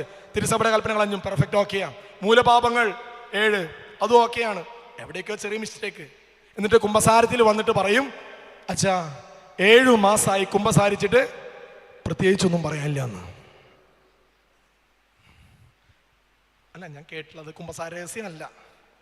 ആരെവിടെ എന്തെങ്ങനെ പറഞ്ഞു എന്ന് ഞാൻ പറയുന്നില്ല, പൊതുവായിട്ടുള്ള കാര്യങ്ങളാണ്. 7 മാസമായി, ഒരു വർഷമായി, പ്രത്യേകിച്ചൊരു കുഴപ്പമില്ല. പിന്നെ ഞാൻ ആദ്യമൊക്കെ കേൾക്കുമ്പോൾ ഭയങ്കര ഇറിറ്റേഷൻ വരാറുണ്ട്. പക്ഷെ പിന്നെ നമുക്കറിയാലോ, ഞാനിങ്ങനെ പറയും, അറിഞ്ഞുകൊണ്ടും അറിയാതെയും നമ്മൾക്ക് പാപം ചെയ്യുന്ന കൊണ്ട് നമ്മൾ വിശദീകരിക്കും. അപ്പം അച്ഛാ, പ്രാർത്ഥനയിൽ 1-2 പ്രാവശ്യം ഉറക്കം തൂങ്ങിന്ന് തോന്നുന്നു. തോന്നലുകളെ പിന്നെ വിളിച്ചു പറയണത്. കുർബാനയിൽ ഒരു പ്രാവശ്യം ഞായറാഴ്ച പാതി കുർബാനയിലെ പോയിന്ന തോന്നണേ, തിരക്കായിരുന്നു തോന്നണേ, പക്ഷെ കൃത്യമായിട്ട് ഓർക്കുന്നില്ല. അച്ഛാ, ആരെ കാണിക്കാൻ വേണ്ടിയിട്ട് കുമ്പസാരിക്കുന്നത്? നീ ഉറങ്ങുമ്പോ പോലും നിന്റെ ഹൃദയ വിചാരം അറിയുന്ന തമ്പുരാന്റെ മുൻപിലാണോ നീ പാപം ഏറ്റു പറയുന്നത്? ആ രോഗബോധം ഉണ്ടെങ്കിൽ നീ കൃത്യമായിട്ട് എണ്ണവും തരവും നോക്കി നീ പാപം ഏറ്റു പറയും. പറഞ്ഞു ഹല്ലേലൂയ. എന്റെ ചോദ്യം വീണ്ടും ആവർത്തിക്കുക. ഞാൻ പോലും അറിയാതെ എനിക്ക് പാപം ചെയ്യാൻ പറ്റുമോ? പറ്റും എന്നുള്ളവരൊന്ന് കൈപൊക്കുക. പറ്റില്ല എന്നുള്ളൊരു കൈപൊക്കുക. അപ്പൊ 2ലും കൈപൊക്കി. ഇനി കുറെ പേര് കൈപൊക്കാത്തത് 3-ാമത്തെ ഗ്രൂപ്പാ. ഞാൻ ഇവിടെ പറയുന്നില്ല അതിനെക്കുറിച്ച്. നിങ്ങളുടെ ഉത്തരം അതെ അതെ എന്നോ അല്ല അല്ല എന്നോ ആയിരിക്കട്ടെ. ബാക്കിയെല്ലാം ദുഷ്ടനിൽ നിന്ന് വരുന്നതെന്ന്. അറിയാതെ പാപം ചെയ്യും. പ്രത്യക്ഷത്തിൽ നമ്മൾ നോക്കിയാൽ പ്രത്യേകിച്ചൊരു കുഴപ്പമില്ല. അറിയാതെ പാപം ചെയ്യാൻ പറ്റില്ല. പ്രിയമുള്ളവരെ, ഞാൻ പറഞ്ഞല്ലോ, നമുക്ക് ഇപ്പം നിങ്ങൾ എന്നെ കാണുന്നു, ഞാൻ നിങ്ങളെ കാണുന്നു. ഈ അന്തരീക്ഷത്തിലെ പൊടിപടലങ്ങളുണ്ടോ? ഉണ്ടോ? കാണുന്നുണ്ടോ നിങ്ങൾ? ഉണ്ടെങ്കിൽ പിന്നെ കാണണ്ടേ? പൊടിപടലങ്ങളുണ്ടോ? ഉണ്ട്. ഉള്ളവർ ഉണ്ട് എന്നുള്ളവരൊന്ന് കൈവയ്ക്കേ. ഉണ്ടില്ല എന്നുള്ളൊരു കൈവയ്ക്കേ. ഒരു വൈകുന്നേരം പോയിട്ട് ഉണ്ടാ മതി. പൊടിപടലങ്ങളുണ്ട്, പക്ഷെ എന്താ കാണാത്തേ? What's the reason? എന്താ കാണാൻ പറ്റാത്ത? പൊടിപടലങ്ങൾ ഉണ്ടെങ്കിൽ കാണണ്ടേ? ഇനി നിങ്ങളുടെ കണ്ണിന് കാഴ്ചയില്ലാഞ്ഞിട്ടാണോ? എൻ്റെ കണ്ണിന് കാഴ്ചയില്ലാഞ്ഞിട്ടാണോ? എന്താ കാണാൻ പറ്റാത്തത്? പൊടിപടലങ്ങൾ ഉണ്ടെന്ന് പറയുന്നു ഈ സ്പേസിനിടയിൽ, പക്ഷേ കണ്ണിന് കാഴ്ചയുണ്ട്. എന്നിട്ട് എന്താ കാണാൻ പറ്റാത്തേ? ഈ പൊടിപടങ്ങളെ കാണാനുള്ള പ്രകാശം എവിടെയില്ല? ഈ ദേവാലയത്തിൽ. ഈ ലൈറ്റൊക്കെ ഓഫ് ചെയ്തിട്ട് ഇവിടുന്ന് നല്ലൊരു സ്പോട്ട് ലൈറ്റ്, നല്ല വാട്സ് സ്പോട്ട് ലൈറ്റ് അങ്ങോട്ട് അടിച്ചു കഴിഞ്ഞാൽ, അല്ലെങ്കിൽ സൂര്യപ്രകാശം ജനൽപ്പാളിയിലൂടെ വന്നു കഴിഞ്ഞാൽ എന്ത് കാണാം? ആ വെളിച്ചത്തിൽ പൊടിപടലങ്ങൾ കാണാം. പ്രിയമുള്ളവരെ, കണ്ണിന് കാഴ്ചയില്ലാഞ്ഞിട്ടല്ല, ഈ ആലയത്തിൽ പൊടിപടലങ്ങൾ ഇല്ലാഞ്ഞിട്ടുമല്ല, മറിച്ച് ഈ സൂക്ഷ്മമായ പൊടിപടലങ്ങളെ കാണാനുള്ള പ്രകാശം ഇല്ലാത്തത് കൊണ്ട് നമുക്കത് കാണാൻ പറ്റുന്നില്ല. Yes or no? യെസ്. നോക്ക് പറഞ്ഞ ഹല്ലേലൂയ. കൈയടിച്ചൊന്ന്. ഇത് സംഭവമാണല്ലോ, യാഥാർത്ഥ്യമാണല്ലോ. ഇനി ഞാൻ വചനത്തിലേക്ക് വരിക. നമ്മൾ പോലും അറിയാതെ നമുക്ക് പാപം ചെയ്യാൻ പറ്റുമോ?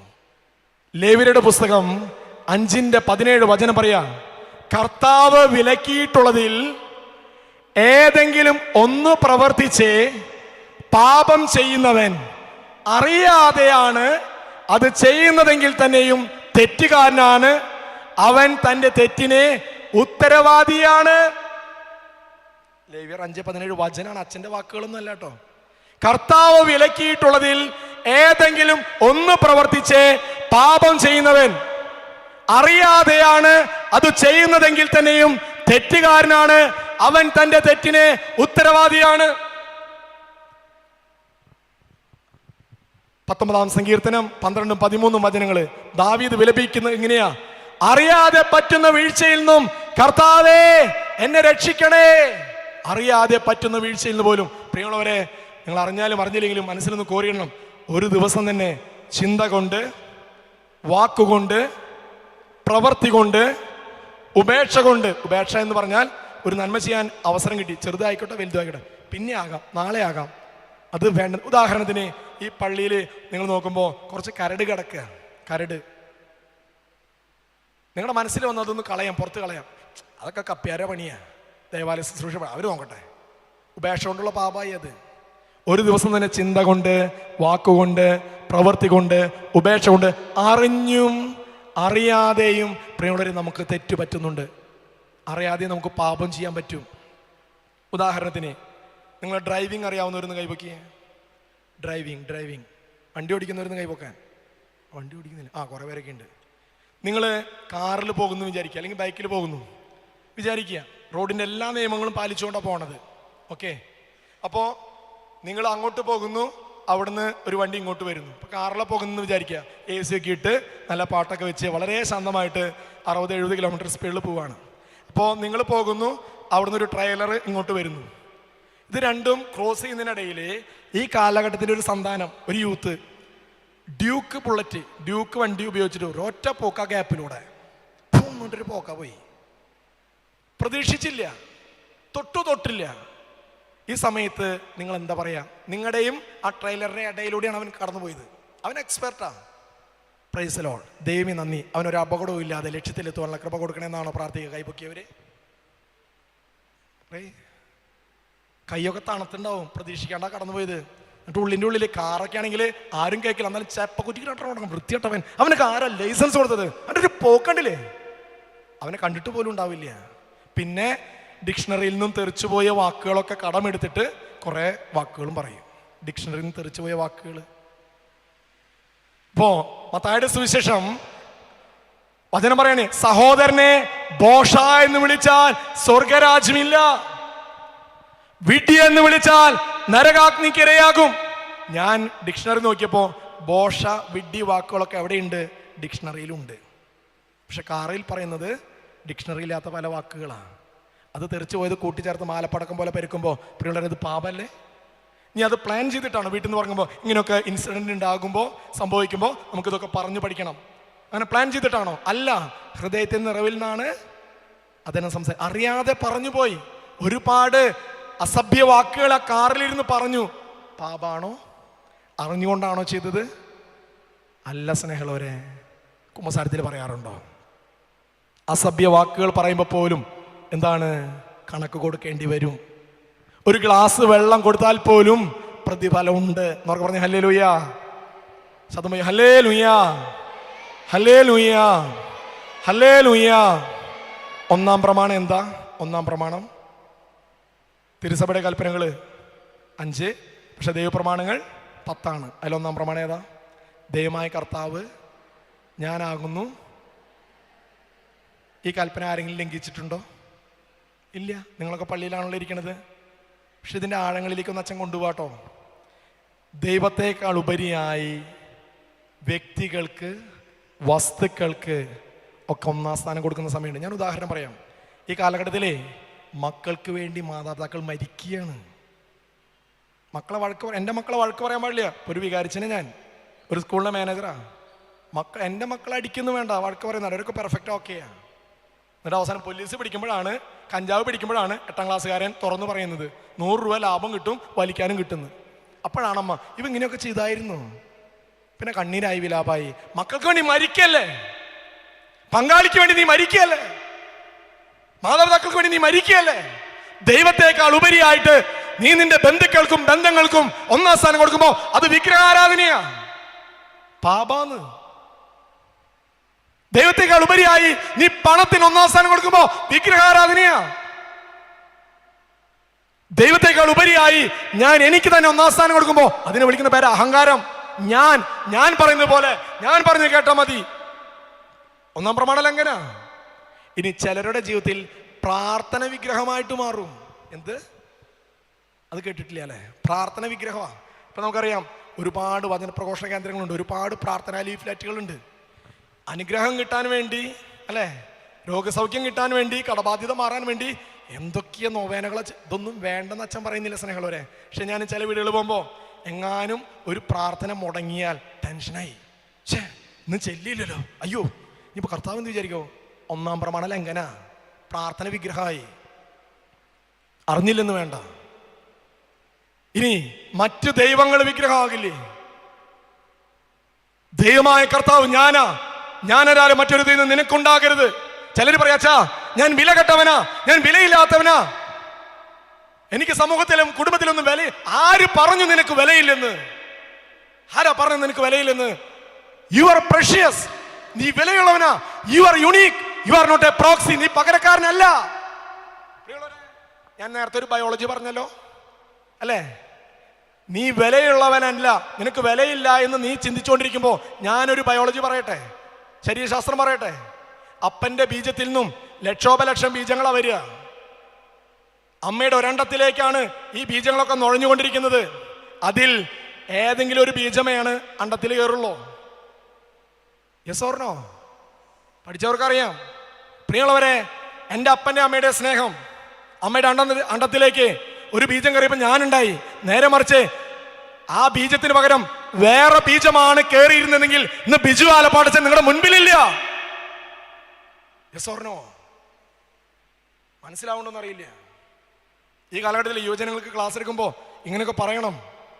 ലക്ഷോപലക്ഷം സാധ്യതകള് മുൻപിലുണ്ട്, എന്നിട്ടും അതിനെയൊക്കെ വകഞ്ഞു മാറ്റിയിട്ട് അപ്പന്റെ ഞാൻ എന്ന രൂപത്തിലേക്കുള്ള ബീജം അമ്മയുടെ അണ്ടത്തിലേക്ക് കയറിയപ്പോ ഞാൻ ഈ ഭൂമിയിൽ ജനിച്ചു. നീ ഗർഭത്തിൽ ഉരുവാകുന്നതിനു മുമ്പേ നിന്നെ ഞാൻ അറിയുന്നു, നിന്റെ പേരെന്റെ ഉള്ളം കയ്യിൽ രേഖപ്പെടുത്തിയിരിക്കുന്നു. എഫ്രായിം, നീ എന്റെ വത്സലപുത്രൻ, എന്റെ പൊന്നോമന കുട്ടൻ, ഭയപ്പെടേണ്ട, ഞാൻ നിന്റെ കൂടെയുണ്ട്. എന്നിട്ട് നീ പറയാ, നീ വിലപിക്കുക, നീ കണ്ണീരൊക്കുക, നിനക്ക് വിലയില്ല, എനിക്ക് വിലയില്ല. ആര് പറഞ്ഞേ? പ്രിയമുള്ളവരെ, തമ്പുരാന്റെ മുമ്പിൽ എനിക്കും നിങ്ങൾക്കും വിലയുണ്ട്. എങ്ങനെയെങ്കിലും ഈ ഭൂമിയിലേക്ക് വന്നവരല്ല. ലക്ഷോപലക്ഷം സാധ്യതകളെ വകഞ്ഞു മാറ്റിയിട്ട് ദൈവം എന്നെ ഇവിടേക്ക് കൊണ്ടുവന്നിട്ടുണ്ടെങ്കിൽ ദൈവത്തിന്റെ രക്ഷാകര പദ്ധതിയിൽ അവിടുത്തെ ഇഷ്ടം എന്നിലൂടെ പൂർത്തിയാക്കേണ്ടതായിട്ടുണ്ട്. അതിന് ഞാൻ എന്നെ തന്നെ സറണ്ടർ ചെയ്യാൻ വേണ്ട. അവിടെ ദൈവം എൻ്റെ കൂടെ ഉണ്ടാകും, ദൈവം നിന്റെ കൂടെ ഉണ്ടാകും. ഞാൻ അഗ്രി ചെയ്യുക. ഈ പരിശുദ്ധമായ ആൾത്താരയിൽ വെച്ച് ഞാൻ ഉറപ്പ് നൽകുക, കർത്താവിന്റെ ഇഷ്ടത്തിന് നീ ഒന്നാം സ്ഥാനം കൊടുക്കുമ്പോ പിന്നെ കർത്താവ് യുദ്ധം ചെയ്യാൻ നിന്റെ കൂടെ ഉണ്ടാകുക. പുറപ്പാട് 14:14 വചനം എന്താ പറയുന്നത്? നിങ്ങൾ ശാന്തരായിരുന്നാൽ മതി, കർത്താവ് നിനക്ക് വേണ്ടി യുദ്ധം ചെയ്യും. ശാന്തരായിരിക്കാനപ്പോ നമ്മളോട് പറയണേ.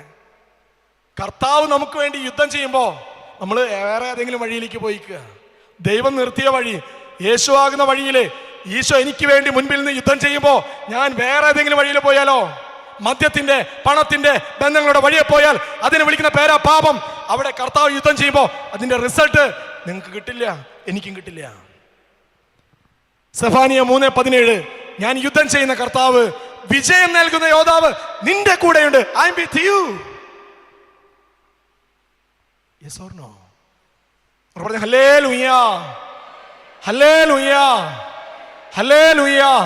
അവിടെ പ്രിയമുള്ളവരെ, ഈ രാത്രി ദൈവത്തിന്റെ പരിശുദ്ധാത്മാവ് ധ്യാന വിഷയമായിട്ട് നൽകുന്നത്, ദൈവം ഈശോ നിന്നെ നിർത്തിയ ഒരു ഇടമുണ്ട്. ഈശോ അറിയാതെയല്ല ഞാൻ ലോകത്തിലേക്ക് വന്നത്. അവന്റെ പദ്ധതിയിൽ എനിക്ക് ഒന്നാം സ്ഥാനമുണ്ട്. വിലയുള്ളവനാ. അതുകൊണ്ട് അവൻ എന്നെയും നിങ്ങളെയും ഭൂമിയിലേക്ക് പറഞ്ഞു വിട്ടിട്ട് എന്നെയും നിങ്ങളെയും നിർത്തിയ ഇടമുണ്ട്. എന്നെയും നിങ്ങളെയും നോക്കാനായിട്ട് ഏൽപ്പിച്ച മാതാപിതാക്കളുണ്ട്, ബന്ധുമിത്രാദികളുണ്ട്. അവർക്ക് കുറവുണ്ടെന്നേ. എൻ്റെ അപ്പനമ്മയ്ക്കും കുറവുണ്ട്, എൻ്റെ ബന്ധുമിത്രങ്ങൾക്കൊക്കെ കുറയും. പക്ഷേ ദൈവമാണ് അവരുടെ മധ്യത്തിലേക്ക്. കാരണം മറ്റാരും നോക്കിയാലും പെർഫെക്റ്റ് ആകാത്തത് കൊണ്ട്, നിന്റെ അപ്പനമ്മയും നിന്നെ നോക്കിയാലേ പെർഫെക്റ്റ് ആകുമെന്ന് ദൈവം കരുതിയത് കൊണ്ടാ അവിടേക്ക്. പക്ഷേ ഈ അപ്പനമ്മയ്ക്ക് നമ്മൾ കൊടുക്കുന്ന സ്ഥാനം എന്താ? പിതാവിനെ ബഹുമാനിക്കുക, മാതാവിനെ അധിക്ഷേപിക്കരുത്, മക്കൾക്ക് ദീർഘായുസ് ഉണ്ടാകും. പ്രിയമുള്ളവരെ, ഞാനൊരു കാര്യം ചോദിക്കാം. ഇപ്പോൾ നിങ്ങളെക്കുറിച്ച് ഞാനിങ്ങനെ പൊക്കി പൊക്കി പറയുന്നു, നിങ്ങൾ സംഭവമാണ്, ഭയങ്കര കഴിവുണ്ട്, ഭയങ്കര പ്രസ്ഥാനം, നിങ്ങൾ വിചാരിച്ച പോലെയൊന്നുമല്ല, ആ വ്യക്തി നല്ല സൂപ്പറാ എന്ന് നിങ്ങളെക്കുറിച്ച് പറയുകയാണെങ്കിൽ ആ പറയുന്ന വ്യക്തിയെ നിങ്ങൾ ഇഷ്ടപ്പെടുമോ? നിങ്ങളെ പുകഴ്ത്തി പറയുന്ന വ്യക്തിയെ നിങ്ങൾ ഇഷ്ടപ്പെടുമോ? പറയേ ഇഷ്ടപ്പെടും അല്ലേ? ഓ, സൂപ്പറായിട്ട് നമ്മളെ പൊക്കിക്കൊണ്ടിരിക്കുക. ഇനി ശരിക്കൊക്കെ നടന്നോളോ, പള്ളിയിലേക്ക് വരണം, കുമ്പസാരിക്കണം, നന്നായി പഠിച്ചോളോ, ജോലി കൃത്യമായിട്ട് നമ്മളെപ്പോഴും താക്കീത് ചെയ്യുന്നു, തിരുത്തുന്നു, അവരെ നമുക്ക് ഇഷ്ടം തോന്നുമോ? എന്ത് വേഗം മറുപടി വന്നു. ഇന്ന് നമ്മുടെ മക്കൾ പറയണേ. പ്രിയമുള്ളവരെ, നിങ്ങളൊന്ന് ചിന്തിച്ചു നോക്കിയേ, എന്തുകൊണ്ടാണ് തിരുത്തുന്നത്, എന്തുകൊണ്ടാണ് താക്കീത് നൽകുന്നത്? ഇത് നൽകുന്നവർക്ക്, ആ താക്കീത് പറയുന്നവർക്ക് നിങ്ങളുള്ള സ്നേഹം കൊണ്ടാ. ശരിയല്ലേ? ഓശാന ഞായർ വരാൻ പോവുക. നമ്മൾ ധ്യാനിക്കണം, ഓശാന വിളികൾക്ക് ഒരാഴ്ചത്തെ ആയുസേ ഉള്ളൂ. നിന്നെ പൊക്കിപ്പറയുന്നവരെ, നിനക്ക് വേണ്ടി സ്തുതി പാടുന്നവരൊക്കെ ഒരു പരിധി കഴിഞ്ഞാൽ നിന്റെ കുതികാല് വെട്ടും, അവനെ ക്രൂശിക്കാന്ന് പറയുന്ന സമയങ്ങളുണ്ട്. പക്ഷെ പലപ്പോഴും നമുക്ക് ഇഷ്ടം ഈ പൊക്കി പറയുന്നവരെ. അവർ പറഞ്ഞ ഹല്ലേലൂയ, ഹല്ലേലൂയ. തിരുത്തലുകളും ശാസനകളും ഒക്കെ സ്നേഹമുള്ളത് കൊണ്ടാ. അതുകൊണ്ട് നമ്മുടെ മാതാപിതാക്കള്, നമ്മുടെ ബന്ധുമിത്രങ്ങള്, നമ്മുടെ സുഹൃത്തുക്കള് നമ്മെ തിരുത്തുമ്പോൾ അവരെ അകറ്റി നിർത്തിക്കൊണ്ട് അവർക്ക് മധ്യത്തില് ഒരു മതിൽ ഉയർത്തി വെക്കുകയല്ല വേണ്ടത്. അവരിലുള്ള സ്നേഹം തിരിച്ചറിഞ്ഞ് അവർക്ക് വേണ്ടി പ്രാർത്ഥിക്കാനും അവരെ ചേർത്ത് പിടിക്കാനും പറ്റിയോ? പറ്റിയിട്ടില്ലെങ്കിൽ കർത്താവ് തിരുത്തുന്ന വഴികളിൽ നിന്നും തെന്നിമാറിപ്പോയി. ഇറ്റ്സ് എ സിൻ, പാപം. നമ്മുടെ ബന്ധങ്ങളെ ഒന്ന് പരിശോധിക്കണേ. പറഞ്ഞ ഹല്ലേലൂയ, ഹല്ലേലൂയ, ഹല്ലേലൂയ, ഹല്ലേലൂയ. വീണ്ടും മുല്ലപ്പെരിയാർ ഡാമിനെ കുറിച്ച് ഭയങ്കര ചർച്ചയല്ലേ അല്ലേ? ഇന്ന് പൊട്ടും നാളെ പൊട്ടും എന്ന് പറഞ്ഞാൽ ചർച്ച തുടരുകയാണ്. യാഥാസ്ഥിത അതിൻ്റെ അവസ്ഥ ഒന്നും നമുക്കറിയില്ല, എന്താവട്ടെ, എന്നാലും ഒരിക്കൽ പൊട്ടു. പേടിയുണ്ടാ? കാരണം എല്ലാ പദാർത്ഥങ്ങൾക്കും തുടക്കം ഉണ്ടെങ്കിൽ ഒരു അവസാനമുണ്ട്. അത് ഭൂമിക്കാണെങ്കിലും എനിക്കും നിങ്ങൾക്കാണെങ്കിലും അത് പ്രപഞ്ച സത്യ. അതുകൊണ്ടൊന്നും ശാശ്വതമല്ല, ഒരിക്കലും അത് പൊട്ടും, അത് നശിക്കും. പക്ഷെ അതൊക്കെ അവിടെ കിടക്കട്ടെ. എൻ്റെ ചോദ്യം അതല്ല, എൻ്റെ ചിന്ത അതല്ല. ഒരു വലിയ ഡാം തകരാൻ കണ്ണിൽ പെടാത്ത ചെറിയ വിള്ളലുകൾ ധാരാളം മതി കേട്ടോ. മനസ്സിലായല്ലോ? ഒരു വലിയ ഡാം പൊട്ടാൻ, തകരാൻ കണ്ണിൽ പെടാത്ത ചെറിയ സുഷിരങ്ങളും ദ്വാരങ്ങളും ധാരാളം മതി, വിള്ളലുകളും ധാരാളം മതി. അവർ പറഞ്ഞ ഹല്ലേലൂയ എന്ന് പറഞ്ഞതുപോലെ നമ്മുടെ ജീവിതമാകുന്ന ആ കൃപയുടെ ഭണ്ഡാരം, ആ ഡാം തകരാൻ, കൃപയുടെ വരദാനങ്ങളുടെ ആ സമൃദ്ധി തകരാൻ കണ്ണിൽ പെടാത്ത പാപങ്ങൾ ധാരാളം മതി. അവർ പറഞ്ഞു ഹല്ലേലൂയ, ഹല്ലേലൂയ.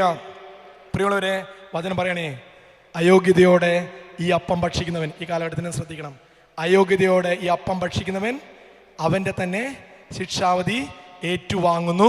നിങ്ങളിൽ പലരും രോഗികളും ദുർബലരും ചിലർ മരിച്ചു പോകാനും കാരണം അയോഗ്യതയോടെ ഈ അപ്പം സ്വീകരിച്ചത് കൊണ്ടാണ്. ഞാൻ നിങ്ങളോട് പച്ചയ്ക്കൊരു സത്യം പറയാം. ബൈബിളിലെ 2 കഥാപാത്രങ്ങൾ അച്ഛൻ കടമെടുക്കുക. ഒന്ന് പത്രോസ്, 2 യൂദാസ്കറിയാത്ത. പത്രോസ് ചെയ്ത തെറ്റെന്താ? പത്രോസ് ചെയ്ത തെറ്റെന്താ? എന്താണ് പത്രോസിന്റെ പാപം? ഈശോയെ അറിയില്ലെന്ന് 3 പ്രാവശ്യം പറഞ്ഞു. അങ്ങനെ പറഞ്ഞിട്ട് അവസാനം എന്താ സംഭവിച്ചത്? പത്രോസിന് ആദ്യം മുന്നറിയിപ്പ് കൊടുത്തിട്ടുണ്ട്, നീ എന്നെ 3 പ്രാവശ്യം തള്ളി പറഞ്ഞിട്ട് കോഴി കൂവുള്ളൂ അല്ലേ? 3 പ്രാവശ്യം തള്ളി പറഞ്ഞു. ഉടനെ കോഴി കൂവി. അടുത്ത വചനം എന്താണെന്നറിയോ? യേശു പത്രോസിനെ നോക്കി. പത്രോസ് ചെയ്ത പാപം എന്താണ്? ഈശോയെ തള്ളി പറഞ്ഞു അല്ലേ? യൂദാസ്കറിയാത്ത ചെയ്ത പാപം എന്താ? ഒറ്റിക്കൊടുത്തു. പ്രത്യക്ഷത്തിൽ അതാണെന്ന് തോന്നുന്നു, പക്ഷെ അതല്ല പാപം. അത് പാപത്തിന്റെ 2ാം ഘട്ടമാണ്. 1ാമത്തെ പാപം എന്താണെന്നറിയോ? ഈശോയെ 30 വെള്ളി നാണയങ്ങൾക്ക് ഒറ്റിക്കൊടുക്കുമെന്ന് കരാർ ഒപ്പിട്ടിട്ട് ആദ്യത്തെ പെസഹ, ആദ്യത്തെ ബലിയർപ്പണത്തിൽ വന്ന് അയോഗ്യതയോടെ ഈശോയുടെ ശരീരത്തിനും രക്തത്തിനും എതിരെയാ അവൻ തെറ്റ് ചെയ്തത്. വചനം പറയാ, ആദ്യം അവൻ പോയി നാക്ക് നീട്ടി അപ്പം സ്വീകരിച്ചു. അടുത്ത വചനം, അവൻ പുറത്തേക്ക് പോയി എന്ന് വെച്ചാൽ കൂട്ടായ്മ നഷ്ടപ്പെട്ടു.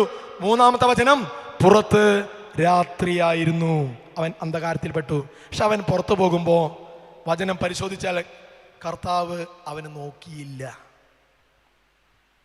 എന്നാൽ പത്രോസ് ചെയ്ത തെറ്റെന്താ? അവന്റെ ഒരു ബലഹീനത കൊണ്ട് അറിയില്ലെന്ന് പറഞ്ഞു. ഈശോയുടെ ശരീരത്തിന്റെ രക്തത്തിനെതിരായിട്ടല്ല അവൻ തെറ്റ് ചെയ്തത്, മനസ്സിലായല്ലോ? അതുകൊണ്ട് അവനെ ഒന്ന് ദയനീയമായി നോക്കി, കരുണയോടെ നോക്കി. അവൻ മാറത്തടിച്ചുകൊണ്ട് തോട്ടത്തിന് വെളിയിലേക്ക് പോയി എന്ന് പത്രോസിനെ കുറിച്ച്. എന്നാൽ പ്രിയമുള്ളവരെ, അയോഗ്യതയോടെ അപ്പം സ്വീകരിച്ചിട്ട് ഈശോയുടെ ശരീരത്തിനും രക്തത്തിനുമെതിരെ തെറ്റ് ചെയ്തിട്ട് യൂദാസ് ഇറങ്ങിപ്പോകുമ്പോ ഈശോ ഒരു ചെറുവിരൽ പോലും അനക്കിയില്ല. Yes or no? Yes or no? പ്രിയമുള്ളവരെ, ഈ കാലഘട്ടത്തിലെ നമ്മൾ തിരിച്ചറിയുന്ന ഒരു സത്യമാണ്, ദൈവിക സത്യമാണ്. ഒരു കാലഘട്ടം വരെ വിശുദ്ധ കുർബാനയോട് ആഴമായ ബന്ധമുണ്ടായിരുന്നു, സ്നേഹമുണ്ടായിരുന്നു. പിന്നെ പടിപടിയായിട്ട് ആ ബന്ധമൊക്കെ പോയി പാപാവസ്ഥയിൽ ഈശോയെ സ്വീകരിക്കാൻ തുടങ്ങി. ഒരു നേർച്ച കണക്കൊക്കെ ഈ അപ്പം സ്വീകരിച്ചു. അതിൻ്റെ അവസാനത്തിൽ പ്രിയമുള്ളവരെ വചനം പറഞ്ഞു വെക്കുക, നീ പാപം അയോഗ്യതയോടെ ഈ അപ്പം ഭക്ഷിക്കുന്നവൻ അവൻ്റെ തന്നെ ശിക്ഷാവധി ഏറ്റുവാങ്ങുക. അങ്ങനെ തെറ്റ് ചെയ്താലേ പ്രിയമുള്ളവരെ ഈശോ പോലും ഒരു ചെറുവിരൽ പോലും അനക്കില്ല. അതുകൊണ്ടാണ് വിശുദ്ധ കുർബാനയ്ക്കെതിരെ നിലപാടെടുത്തവരെ തിരിച്ചു കൊണ്ടുവരാൻ എളുപ്പമല്ല, അവർ തന്നെ വിചാരിക്കണം. എന്നാൽ മറ്റു പാപമൊക്കെ ചെയ്തിട്ടുണ്ടെങ്കിൽ എങ്ങനെയെങ്കിലും ഒക്കെ കൂട്ടിക്കൊണ്ടുവരാം. പക്ഷെ ഇവരെ കൂട്ടിക്കൊണ്ടുവരാൻ എളുപ്പമല്ല. എന്നൊക്കെ പറഞ്ഞ ഹല്ലേലൂയ. ബൈബിളിലെ മനോഹരമായ ചിത്രമുണ്ട്, 100 ആടുകൾ അല്ലേ, അതിലൊന്ന് നഷ്ടപ്പെട്ടു. യെസ്, 99 മറന്നിട്ട്, കൃത്യമാണ് വാക്ക്, 99 മറന്നിട്ട് നഷ്ടപ്പെട്ട ഒന്നിനെ തേടിപ്പോകുന്ന ഈശോയുടെ മനോഹരമായ നല്ലിടയന്റെ ചിത്രം. ഇനി അതിനെ കിട്ടിയാൽ തോളിലേറ്റി കൊണ്ടുവരുന്ന ഇടയന്റെ സ്നേഹം. ഇതൊരു വശത്ത് നിൽക്കുമ്പോ യോഹന്നാന്റെ സുവിശേഷം 6-ാം അധ്യായത്തിലെ മുഴുവൻ ഈശോ ഞാൻ ജീവന്റെ അപ്പമാണ്, എന്നെ ഭക്ഷിക്കുന്നത് ഒരിക്കലും മരിക്കില്ല എന്നൊക്കെ പറഞ്ഞിട്ട് യോഹന്നാന്റെ സുവിശേഷം 6:60 പറയാണ്, ഈ വചനം കേട്ട് അവർ അസ്വസ്ഥരായി. ഇത് വളരെ കഠിനമായിട്ടുള്ള വചനമാണ്, അവർ തിരിച്ചറിയുക. 66-ാമത്തെ വചനം എത്തിയപ്പോൾ 6:66 വളരെ പേർ അവനെ വിട്ടുപോയി. ആരെ? യേശുവിനെ വിട്ടുപോയി. വിശുദ്ധ കുർബാനയെ കുറിച്ചാണ്. അവർ പിന്നീട് ഒരിക്കലും ഈശോയുടെ കൂടെ വന്നില്ല. പക്ഷേ ഈശോ 12 പേരോടായി നിങ്ങളും പോകാൻ ആഗ്രഹിക്കുന്നു. പ്രിയമുള്ളവരെ, ഈ കാലഘട്ടത്തിൽ പിശാചിനറിയാം യേശു പോകുന്ന ഈ കാലഘട്ടത്തിന്റെ വഴി അത് വിശുദ്ധ കുമ്പസാരവും വിശുദ്ധ കുർബാനയും മറ്റു കൂദാശകളുമാണ്. ബൈബിൾ മുഴുവൻ പരിശോധിക്കുമ്പോൾ അച്ഛൻ കണ്ടെത്തിയൊരു സത്യമുണ്ട്. യേശുവാകുന്ന അല്ലെങ്കിൽ യേശു പോകുന്ന വഴിയിൽ കാത്തിരുന്നവരൊക്കെ സൗഖ്യവും രക്ഷയും പ്രാപിച്ചിട്ടുണ്ട്. പത്രോസ്, അന്ധയാചകര്, സക്കേവൂസ്, എത്രയോ പേര്. പാപിനിയായ സ്ത്രീ ശെമയോന്റെ വീട്ടിലാണെന്ന് അറിഞ്ഞപ്പോൾ അവിടേക്ക് ഓടിച്ചെന്നു. യേശു പോകുന്ന വഴിയിൽ കാത്തിരുന്നവർക്കൊക്കെ രക്ഷ കിട്ടി.